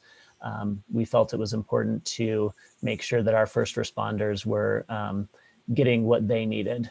And then lastly, there was a large allocation made to the Grand County School District. I don't think we need to talk about how important the school district is and the work that they have to do as far as mitigating the pandemic. And so then we moved on to something that was maybe even harder, which was how to allocate the approximately $100,000 that we had for the businesses and nonprofits. And as I mentioned, we had over around 45 applications. We only considered applications that were received before the deadline and that were complete, meaning they had answered all the questions and provided all of the documentation that we requested. And then we looked at some other criteria. The working group decided that we wanted to fund locally owned businesses only. And so we eliminated any of the applications that appeared to be owned by folks who were not living in Grand or San Juan counties. Then we also looked at the applications, and the applicants had reported to us the financial loss they incurred due to the pandemic. And then they also reported the amount of funding or loans that they had already received through various other grant programs, CARES Act programs. And so any applicants who had reported more grant or loan funding than their reported loss, we also eliminated. And that left us with 26 applicants who were locally owned and who reported a loss greater than the funding that they had already received. And so we decided at that point to recommend allocating the funding equally among those 26 applicants. And again, the various businesses and nonprofits that are recommended for funding are listed in your packet. So I think I'll pass the time over to Elaine to see if she has anything else to add on that. No, I think you covered it very well, Chris, and thank you. It was a very difficult decision for us, but I think, and we didn't take it very lightly. We really put a lot of thought into it, the committee. So hopefully it's not what these requests were for, but I do think what we're able to allocate can at least help in some capacity. So I have nothing else to add unless anyone has any questions. Are there any questions? Discussion? Okay. I will entertain a motion. I did have a question. Do they need to spend all this by the end of the year? Yes. So do you mean the businesses? That and the subdivisions. So for the political subdivisions, they do have to spend all of it by the end of the year. Some of them have already spent the money, and this is just reimbursement for things that they've already spent. Some of them have proposed expenditures in their application, and they've got invoices and they're ready to go and ready to spend it right away. So we tried to make sure that any money that was granted would get spent on time. For the businesses and nonprofits, it's an allowed expenditure of the county to reimburse businesses for COVID-related losses. So they can take that money and use it as revenue replacement that they lost during the pandemic. Any further questions? Any further questions? I will entertain a motion. Mary, I can give you a motion on that. Thank you. I move to award CARES Act grant funding per the recommendation of the working group. Thank you, Greg. Do I have a second? Seconded by Evan. Any further discussion? Okay, I call for a vote. All in favor, say aye. Raise your hand. Aye. All opposed? Motion passes unanimously. Thank you. Thank you. Thank you. A lot of work.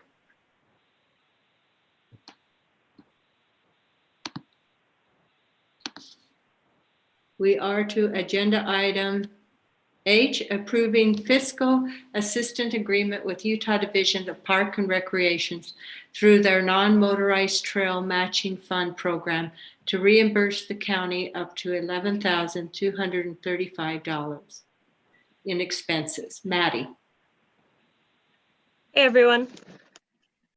Here we applied to the Recreational Trails Program grant, and we wanted to focus on maintenance for beginner and intermediate trails. So this means general maintenance of the trails, as well as funding that would cover signage replacement and replacing some of our tools.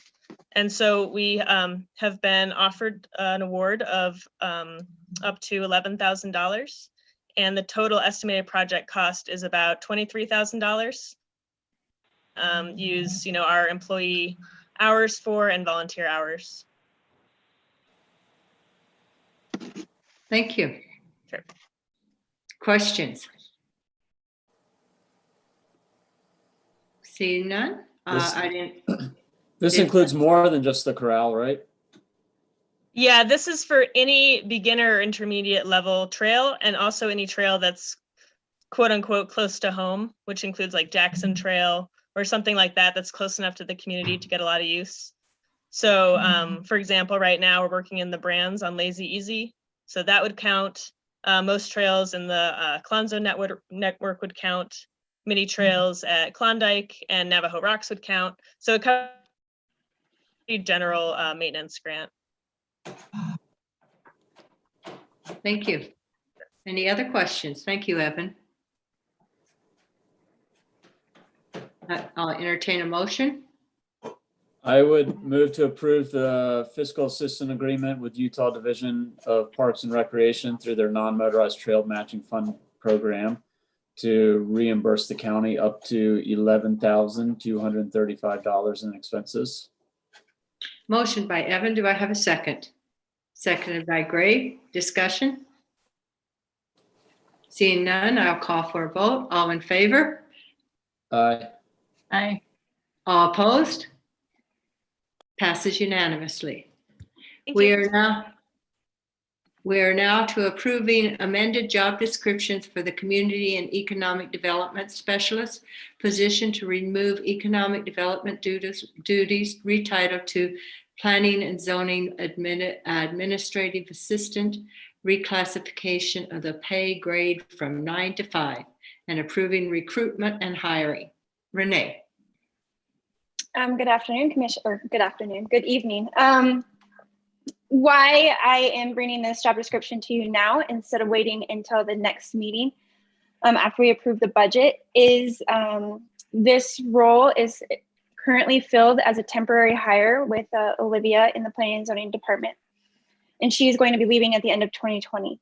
So the hopes with this job description and this change in positions is to just use the month of December to get the recruitment out and hopefully have a new hire in place at the beginning of the year. A little bit of background about the position. Planning and Zoning has had some major changes this year. And this role that Olivia is currently filling as the Planning and Zoning Admin Assistant was originally designed as kind of a temporary role.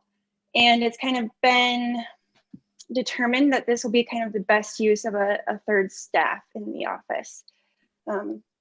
So there is a budgeted community and economic development specialist for 2020, and we are proposing that that's reclassified from the grade 9 down to a grade 5, in line with the other admin assistants across the county.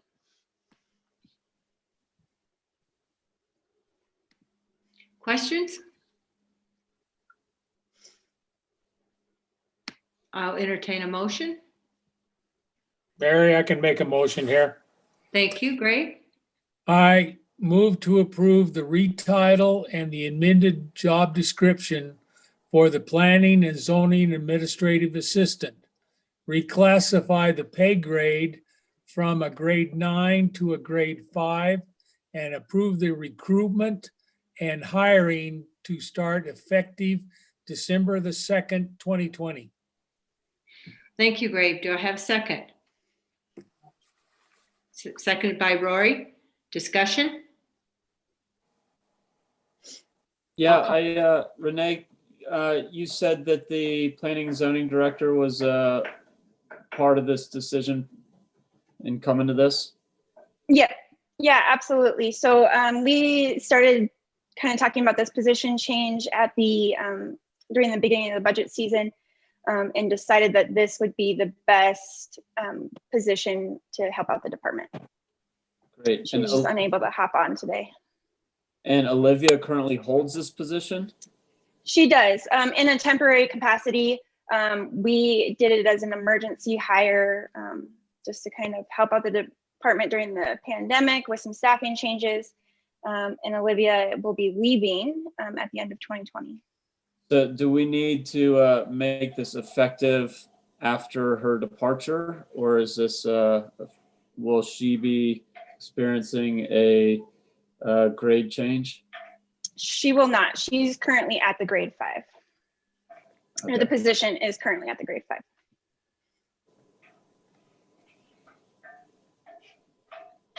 All right. Any other questions? I'll entertain a motion. Already done a motion. Yeah. Oh, that's right. We're Greg just made the motion. Rory seconded it. Excuse me. Okay. All in favor? Aye. All opposed? Motion passes unanimously. We are now on approving amended job description for the special event and info coordinator.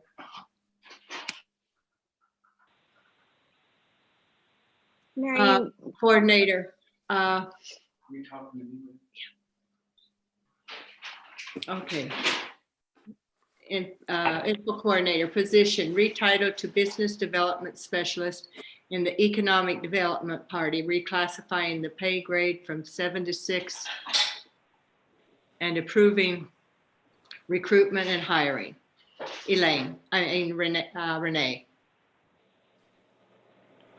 All right, so we discussed this one a little bit in the budget workshop today. It was brought up about that split between what would be economic development and the travel council. What we are trying to accomplish with this is just to hopefully to get the recruitment out, get the job posted, and hopefully have a new hire in the beginning of 2021 to really hit the ground running at the beginning of the year. There is a budgeted position in the travel council for the event and information planner position that was at a grade 7. When we reclassified the admin assistant in the travel council, we bumped that up to a grade 6. So we would like to kind of see all of the specialists within the travel council at the same grade level at the 6. So that's why you see the decrease in grade there. And so this position would be really focusing on, at least at the very beginning, and getting the local tourism and recreation businesses into the travel council and seeing what the travel council can really do for them as far as marketing and being able to support the local businesses. Really? And then kind of, sorry, go ahead, Elaine. Really helping the businesses that we have here to retain them, obviously, and to see if there's a way for us to help them expand their business. So focusing, they're, 90% of them are tourism related, hospitality, but how can we from this office really help them to move forward with whatever it might be. So I see this as a real key position. And they will no longer, as we said here, be doing special events. That has moved over to another person here, Mary Lou, here in the department, and myself. I'm taking on that as well. So I think this position can be really a huge help to the local business community that we have while we're transitioning and looking for diversification of new businesses. Thank you. Thank you, Elaine. Thank you, Renee. Any further questions? Okay, I'll entertain a motion. Mary, I can make a motion here. Thank you, Greg. I move to approve the retitle and the amended job description for the business development specialist. Reclassify the pay grade from a grade 7 to a grade 6 and approve the recruitment and hiring to start effective December the 2nd, 2020. Motion by Greg, seconded by Gabriel. Discussion? I'll call for a vote. All in favor? Aye. Aye. All opposed? Motion passes unanimously. Thank you very much. We are to K. It is 6 o'clock on the dot. So before we move to K, Mallory, is there anyone in the waiting room waiting for citizens to be heard? There might be. There's a phone number that I'm bringing in right now. Let's see. So there are two call-ins right now. There's one ending in 6159. If you would like to speak, you'll probably have to hit *6 to unmute yourself. And if not, there's another phone number ending in 8300. Again, if you're on the phone, you might have to unmute yourself by dialing *6. Hey, Chris, 6159, that's me, Mark Markham. Okay. Was Mark, are you a citizen to be heard? No, I'm sorry, I just called in for the Thompson Springs meeting at 6. Oh, okay. But the meeting. Oh, that we're not to the, He was just letting us know who is on that line. okay, thank you, And Chris. It looks as though we don't have any citizens to be heard at this time, so we will move on to item K, approving the written agreement with Greenworks Lending LLC to designate an energy assessment area, levy a CPACE assessment, and assign the assessment, the notice of assessment interest, and the assignment of notice of assessment interest for the Wingate Hotel project in Grand County at 1260 South Highway 191. Christina Sloan. Okay, this is our second CPACE project. The other one was approved for CPACE financing before it was constructed. This one's already constructed. It's a Wingate Hotel, but it does comply as constructed with current CPACE requirements. You've seen this package of documents before. It's almost essentially the same we used last year. The few minor updates. They are hoping to close by the end of the year. There's no liability under statute because we assess property taxes. We have to be involved, but there's actually no liability for us. In these documents, we both assign our rights under the CPACE Act to the lender, and then the lender also agrees to indemnify us for any losses, claims, damages, etc. On this one, we structured it a little different where I hired contract counsel because I was just too busy to work on this. So the borrower is paying the county's contract counsel fees at closing, so we're made whole there. And I have looked over this package, but we also had a second set of legal eyes, and he is managing the recording and the process from here, which actually can take a fair amount of work, just the administrative piece going forward. Let me know if you guys have any questions. Madam Chair? Questions? Yes, Evan? I would move for the adoption of the resolution to approve the written agreement with Greenworks Lending LLC to designate an energy assessment area, levy a CPACE assessment, and assign the assessment for the Wingate Hotel project in Grand County, Utah. The notice of assessment interest and the assignment of notice of assessment interest subject to the following condition: execution of lender's chief executive officer's certificate authorizing this transaction. Thank you, Evan. Do I have a second?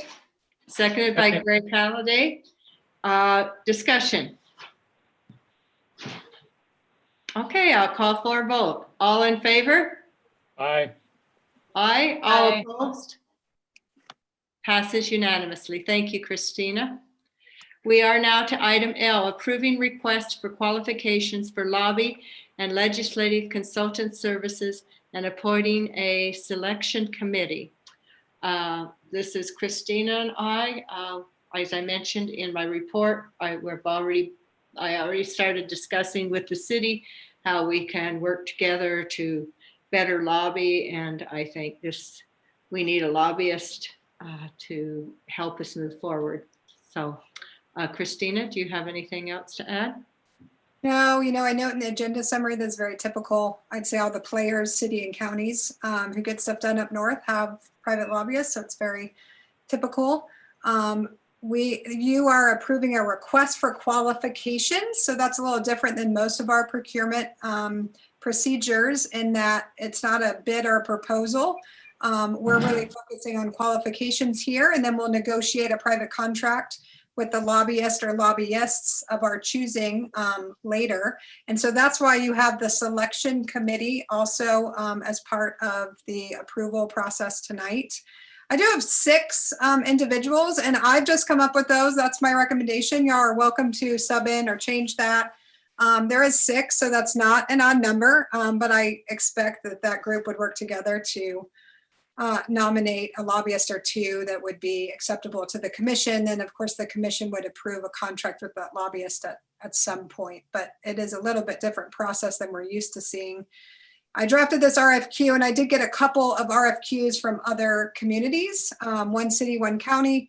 You'll see it's somewhat broad, and that's, it's a kickstart to get statements of qualifications, which is essentially a statement of interest that we can start to work with various lobbying firms on where their strengths are, what we can get done for our money, that sort of stuff.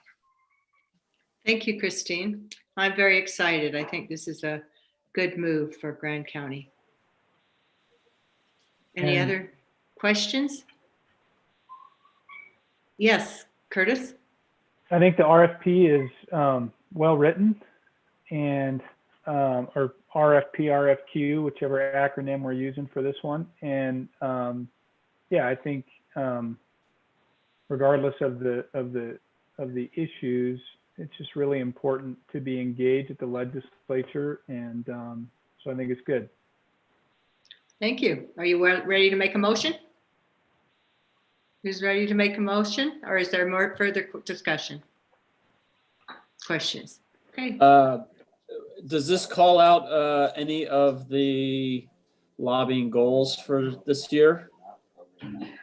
It's pretty open. So we'll establish that with the lobbyists or lobbyists. I wonder if there's, any lobbyists that have specialties in any of those areas, and if it's worth highlight or, Yeah, so I'll share this with the commission, but I've been seeking recommendations from folks. And so I do have a list of people that, I'll certainly encourage the county to send this to and solicit statement of qualifications.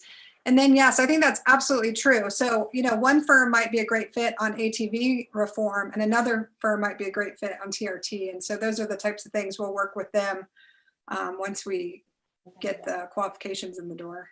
Well, I wonder if we want even if there's like hey, if you have any experience or specialty in the following X, Y, and Z, please be sure to highlight them. Maybe if there's a cover letter associated with something like this. No, I think that's a good way. I think that's a good way to do it when we push it out by email or letter. Okay. Yeah. So, Christina, this is Chris. How do you all want to get this out there? I think that's up to us. I do think we should, and we did, Mary and I had that meeting with the city, and Joel and Emily both were going to seek additional lobbyist recommendations for my list. I think I have about 7 right now on a list, and they did not get back to us with any additional lobbyists. I will connect with them. So, for me, I guess I would send it to this list of 7 we have, but I'm open to suggestions. Okay. So I guess, yeah, just let us know if you want to post it anywhere in particular, or, just sent out individually. But I'm not sure. Is there a requirement that we post it in a newspaper, or? I'll look at that again. I'm not sure, actually, at the very moment, but I'll review that before the end of the meeting. Okay. Mary, I do have one question, or one comment, actually. I think this is a stellar committee. Excellent choices, Christina. My only comment would be, if in the case that it goes beyond the beginning of the year, I would probably not call out the positions of the 2 council members. Rather, because chairs do change. But having said that, I think Mary and Gabe will be perfect on the committee. So that's my only comment. True. There's no reason to identify who those people are. You can just list them by name. Chair? Yes. I'd like to make a motion. Thank you, Gabriel. I move to approve the request for qualifications for lobbying and legislative consulting services and appoint the following selection committee as follows: Quinn Hall, Chris Baird, Mary McGann, Gabriel Wojtek, Christina Sloan, and Curtis Wells. Second, motion by Gabriel, seconded by Greg Halliday. Do we have any further discussion? Seeing none, I'll call for a vote. All in favor? Aye. Aye. Aye. All opposed? Motion passes unanimously. We are now on item N, approving agreement for medical services with Moab Regional Hospital for inmate care at the Grand County Jail. Sean? Jam. Anyways, can you hear me? Can. Hello. We can't. Can you hear me now? Yeah, go for it. Okay. So basically what it says, we've never had an agreement with MRH for the incarcerated at our jail. We just kind of based it off of state law, which for billing purposes and stuff like that, we just kind of, hospitals always been helpful and looking out for our inmates. But we've been working on this, Chris Baird and Christina Sloan and myself. We've been working with the hospital for, I don't know, about a year now, trying to figure this out. Basically, the contract for billing wise, it goes in line with what state law is. They're not really charging us more than what we've been paying for a while. It just hopefully will help billing be easier. And it kind of just puts it all down on paper. The other thing is Dr. Lauren Press. She's the new psychiatrist with MRH right now. I've been meeting with her for about 6 or so months. She's been wanting to be active in the jail to help out. She's been really great to work with. She specializes in detoxing and helping these individuals through that. So we kind of started the contract process back up, and she's been incorporated into this. But yeah, I mean, it's a fairly basic contract. We've been working on it for a while with Robert and Christina.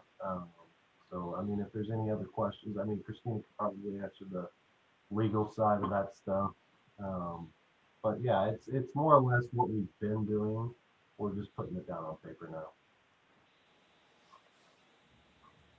Only thing I have to add is compliments to Shan, who's really committed to getting more mental health services for our inmates. And this, yeah, the agreement with Dr. Press is a huge step forward, and it's really wonderful. And thank you, Shan. Thank you, Dr. Press.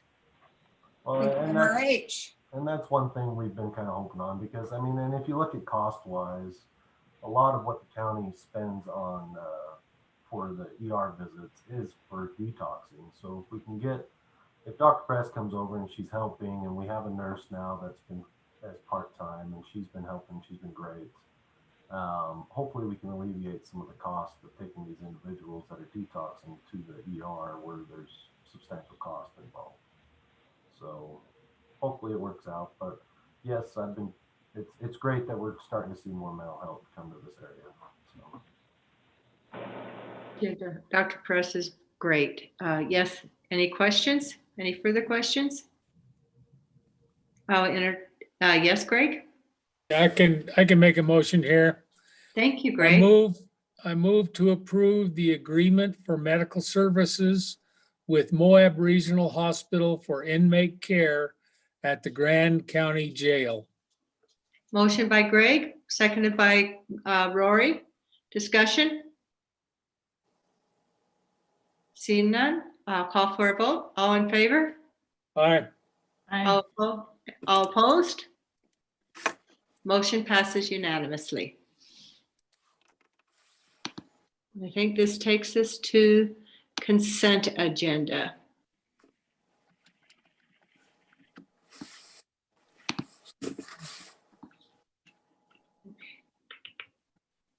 Sorry.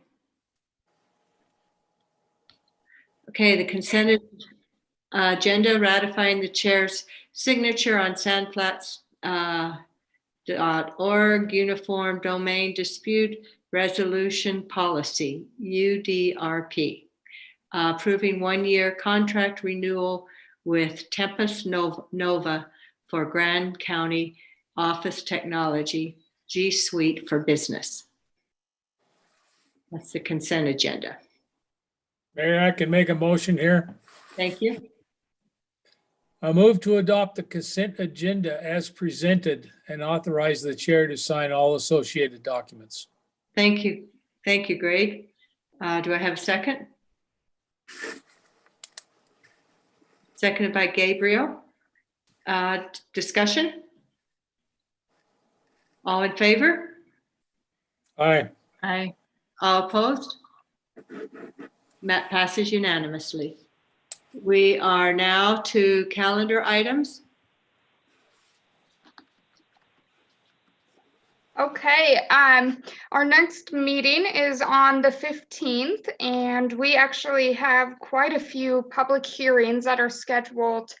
We have a land use code amendment, public hearing, the small area plan, public hearing, Creekside PUD amendment, Dalton rezone, a special event ordinance amendment, which is not required for a public hearing.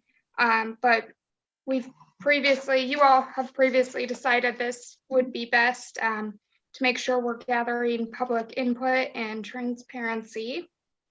And Chris, it sounds like we will have another workshop that day for the budget. Correct me if I'm wrong. Not necessarily for the budget, maybe, but we'll see. It's not strictly necessary. We've got most of it taken care of, and if everybody feels comfortable moving forward with one of your options on the event fees, then we probably won't need a workshop for that either. I think we're probably close enough to where we can just tackle it in a regular agenda item. Awesome. Great, that would be great. So yeah, I think we're to the point where the loose ends that we need to clear up can be tackled just, immediately prior to the agenda item. So we'll draft the agenda that way. I don't think we have to have a separate workshop. Okay, sounds good. The only other thing that I would add is that Christmas Day is Friday, December 25th, so we will be closed, but I'll share that reminder again on the 15th. Not that anybody needs it. You never know, but that's all that I have. Thank you. We are to our public hearing. First public hearing to solicit public input on a proposed resolution amending the 2020 Grand County budget. Chris Baird. All right. So in the packet, we've got a summary of changes to all of our major funds. Most of them are relatable to revised revenue projections. If you remember, we did a mid-year budget amendment where we significantly reduced our revenue projections and the rest of our expense side budget reciprocally. But our revenues bounced back more than we expected at that point in time. So most of the increases we're looking at are relative to those increases in revenue projections. There are a few tweaks that we made this afternoon also to our 2020 budget in our workshop. And those, I believe, are reflected to a degree in the budget that's attached to the actual 2021 tentative, which also has the 2020 amended. One mistake I made was that the TRT allocation for the solid waste district I had at $300,000, but that's actually for 2021. So that needs to be amended down to I think it's 235.7 something. So I'll fix that. I already have fixed it in the budget software, which means that our contribution, TRT contribution to the general fund will go up by about $64,000. But other than that, I think that the amended budget's pretty close to what we're going to need to pass at the next meeting on December 15th. So this is a public hearing on the 2020 final budget amendment. And one thing to note, which is the result really of some very dramatic budget cuts that we made earlier in the year, probably one of the biggest workforce reductions in recent history with Grand County, but also the CARES Act funding, both from the CARES Act itself and the stimulus funding we got for the airport. We're looking now at probably being able to put about $1 million into our fund balance at the end of the year, which sounds like a lot, but one of the things we may also consider is providing funding, some of that funding for capital projects like stormwater, which we've deferred for the last couple of years. We have a major liability, probably $40+ million in stormwater improvement projects that we really should keep up with. And then, of course, discussing new office space needs. So it's good that we're coming out on top in 2020. Earlier in the year when we were in the middle of our COVID closures, we were afraid of possibly needing to completely drain our fund balance, but things have turned around. And we were very cautious, and it paid off. So things are looking good now for 2020.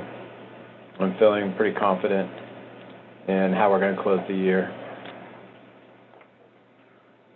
So with that, Mary, I guess you can solicit public comments, open the public officially, and solicit public comments. Is there anyone in the public that would like to comment on the amended budget for 2020? Commissioners, do you have anything to add? I will close this portion of the public hearing, and we will have you can send written comment through email or letter. We will be accepting public comment until Wednesday, December 9th at 5 o'clock. Okay, thank you. Now we will move on to our second public hearing to solicit public input on the proposed resolution adopting the 2021 Grand County budget. Chris Bear. All right, and here's the public hearing for 2021. The full budget's attached to our packet, and but there are some changes that were made that are not reflected in the packet, what I'll go over real quick, that we determined in our prior workshop this afternoon. We allocated about $15,000 for trail ambassadors out of our TRT money. Also approved $65,000 for youth sports recreation out of the TRT. Approved $45,000 for Moab Information Center operations. Approved about $2,500 out of the Roads Department for speed limit signage, which I think is already in the budget in the attachment. We determined to transfer general fund money over to cover economic development diversification activities, and so covering up to 40% of the economic development director and the new business development specialist position salaries up to 40%, so that'll have to be added into the budget as a transfer. Also, oh, sorry, was there a question? Was there a question? Okay, moving on then. Also approved $12,000 to replace the vinyl on billboards that are not compliant with the new policy. Again, that's a TRT related item. Approved a 50% increase to our public defender contract budget. We're going to add $20,000 to the budget somewhere in the general fund for deed restriction administration for the housing authority. approved tentatively $30,000 for organizational consulting. Also, it will need to be determined, but we may want to establish a revenue and expense relating to perhaps sale of real estate and then construction and design of new office space. And then at Chris Kaufman's recommendation, transferring approximately 80% of the library's COVID-19 related expenses.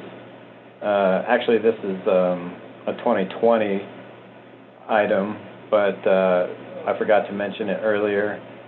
From CARES Act money that comes into the general fund, transferring over to the library. And then also, depending on which scenario we choose for our event fees, the budget will have to be increased for the revenue line item respective to which option we choose. Right now, our special event fees are only $100, and so that adds up to about $2,500. But we're looking at between like $43,000 and $47,000 with our fees that we were looking at. So those are some of the changes that were made in the workshop that are not reflected in the budget that's attached to our packet. And with that, I'll entertain any questions from anybody on the 2021 proposed budget. I do have a question, Chris. Two questions, and I again apologize for missing the workshop. They may have been answered in that. I was curious about USU extension budget on page 288. Typically, there's some money in the salary line for the administrative assistant. There's nothing there, and I'm just wondering if next year is a special case. They don't plan on having that support person in the extension. That's my first question. Let me scroll down to that. It's on page 288. Let's see. Of 288 in the packet? Yes, in the original packet. It's not the one that was updated. Tara updated something. So this is UXU extension? Yes. I'm gonna have to find that because my packet numbers are different that I'm looking at. Let's see. It's what's the account number on it? What's the second? 4610. All right, hold on a sec. It's page 39 in the budget. Yeah, almost there.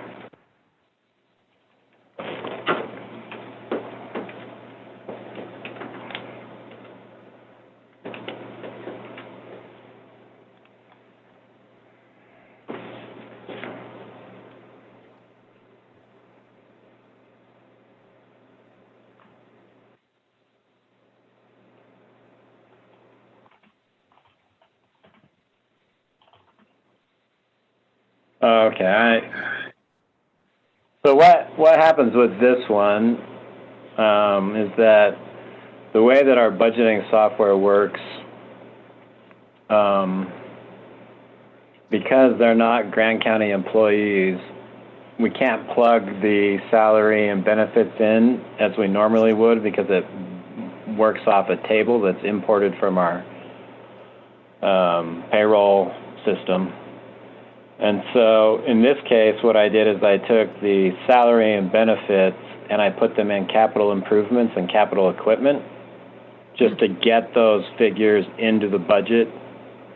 And then when I import this into our accounting software, I move them from the capital equipment and capital improvements line up into the salary and benefits line. So you'll see 33,115,226 down in capital improvements and capital equipment. Right. That's not really what they are. I just use those line items to get those values into the budget, and then when I import it, I move them up where they're supposed to be. So that's a little weird. It's just a workaround because they're not our employees. All right. Okay. Thank you. And then the second question is on page 312. Let me find it and then I'll tell you what the account number is. It's on the grants. And I'm again curious about this because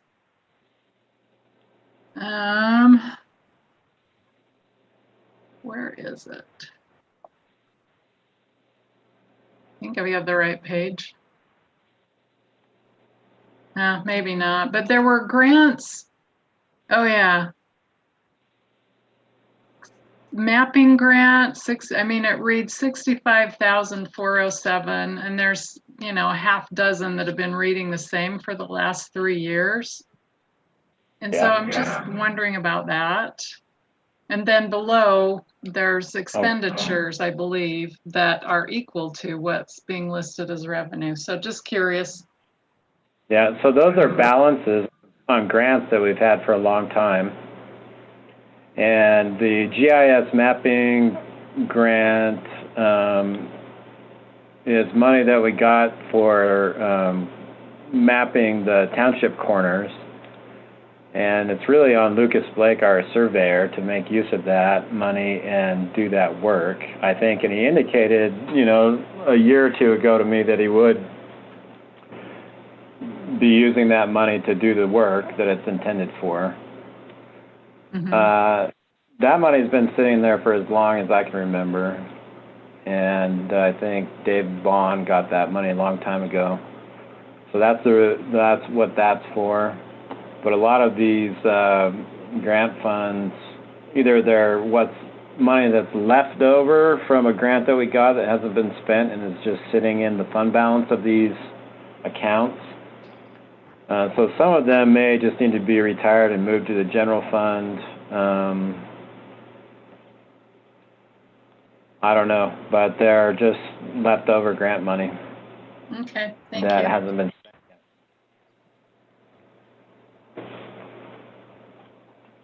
That's all I have. Okay. Anybody else have any questions? Any other questions? Is there any citizens?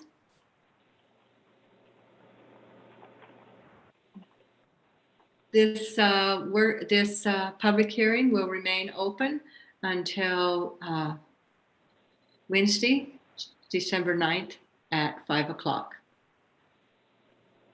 We now are moved to our third public hearing to solicit input on proposed ordinance approving a 1.4 cost of living adjustment for county elected officials effective January 1st, 2021.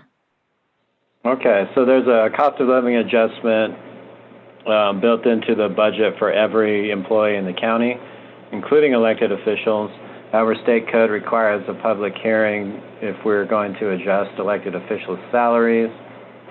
And so this is a public hearing relating to that. The only increase to elected officials' salaries being proposed is a 1.4% cost of living adjustment, which happens to be the current average national inflation rate rolling over the last, I think, 6 months. And so the total cost associated would be $10,798.33 for a cost of living adjustment across all these elected officials: attorney, sheriff, clerk, auditor, assessor, treasurer, recorder, surveyor, the commission chair, and then 6 commission members.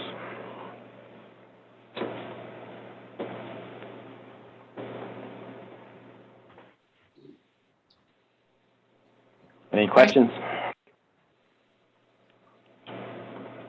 Any public?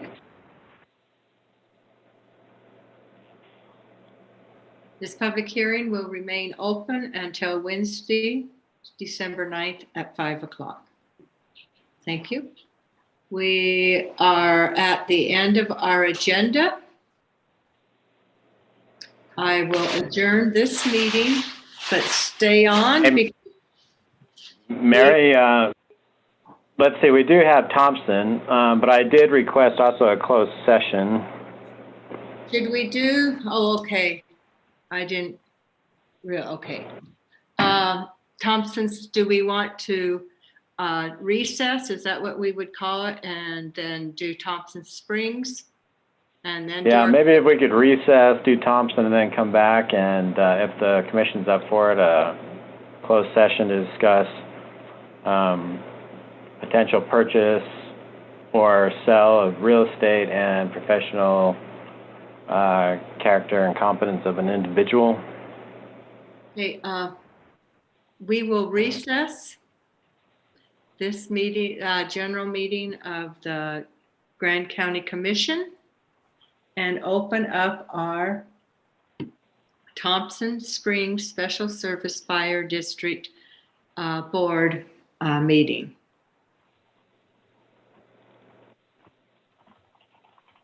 Okay.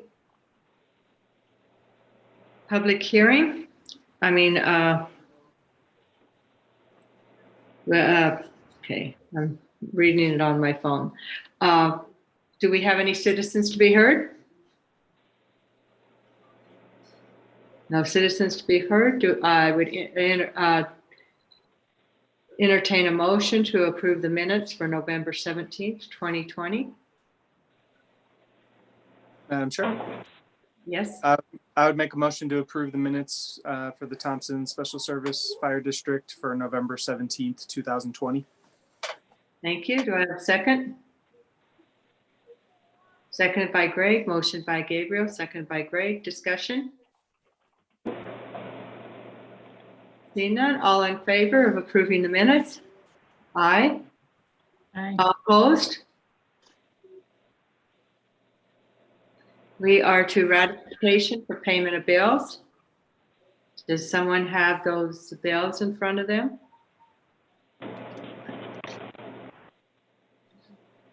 I'm not sure. Are we on the cycle for paying the Thompson bills, Mallory? I can't remember. I don't think so. We only do that once a month, so I think. Just ended up on, we didn't catch that when we did the agenda review. Okay, we are public hearings. Public hearing to solicit public input on the proposed resolution amending the 2020 per Thompson Springs Special Fire District Board district budget. Chris Baird. So the only real major change to the 2020 Thompson budget is drawing some money in from the fund balance to cover the purchase of a generator this year. It's going to end up being about $8,400, which is, I think there's $19,000 in the fund balance, so there's plenty to cover it. Other than that, everything is going to stay mostly the same, just some tweaks to actuals, which you can see in the 2020 amended budget and the 2021 total next year budget are both attached. And but yeah, that drawing off the fund balance for the generator is the main change to 2020. Questions? Discussion?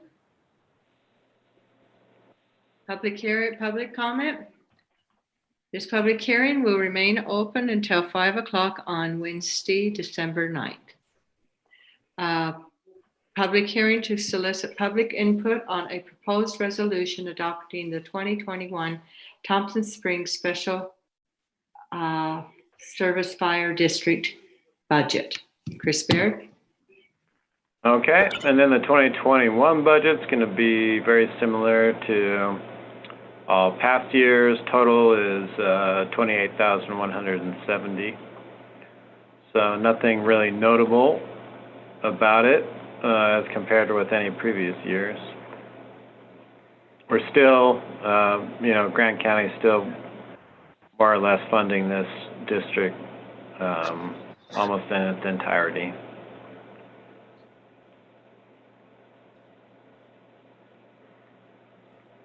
Okay, any questions, discussions? Anybody from the public? This public hearing will remain open till Wednesday the 9th at 5 o'clock. Thank you. We have reached the end of the Thompson Springs Special Fire District meeting. I will adjourn and reopen the Grand County Commission's general meeting for December 1st, 2020. I will entertain a motion to go into closed session. Do those motions have to be separate, Mary, since they're two different things, or can it be in one motion? It can be in one motion. Okay, I can make that motion. I move to go into closed session to discuss the potential purchase or sale of real estate and to discuss the professional character or competence of an individual. Thank you. All in favor? Aye. Second. Did somebody second it? Oh, no, I didn't. Nobody did. Thank you, Jalen, for catching that mistake. Okay. Motion by Jalen, seconded by Greg. All in favor? Aye. Any opposed? We will move into closed session. Okay, Mallory? Okay. It's part of the closed session It's that 6:40. Just give me a second to We're still on YouTube. drop YouTube.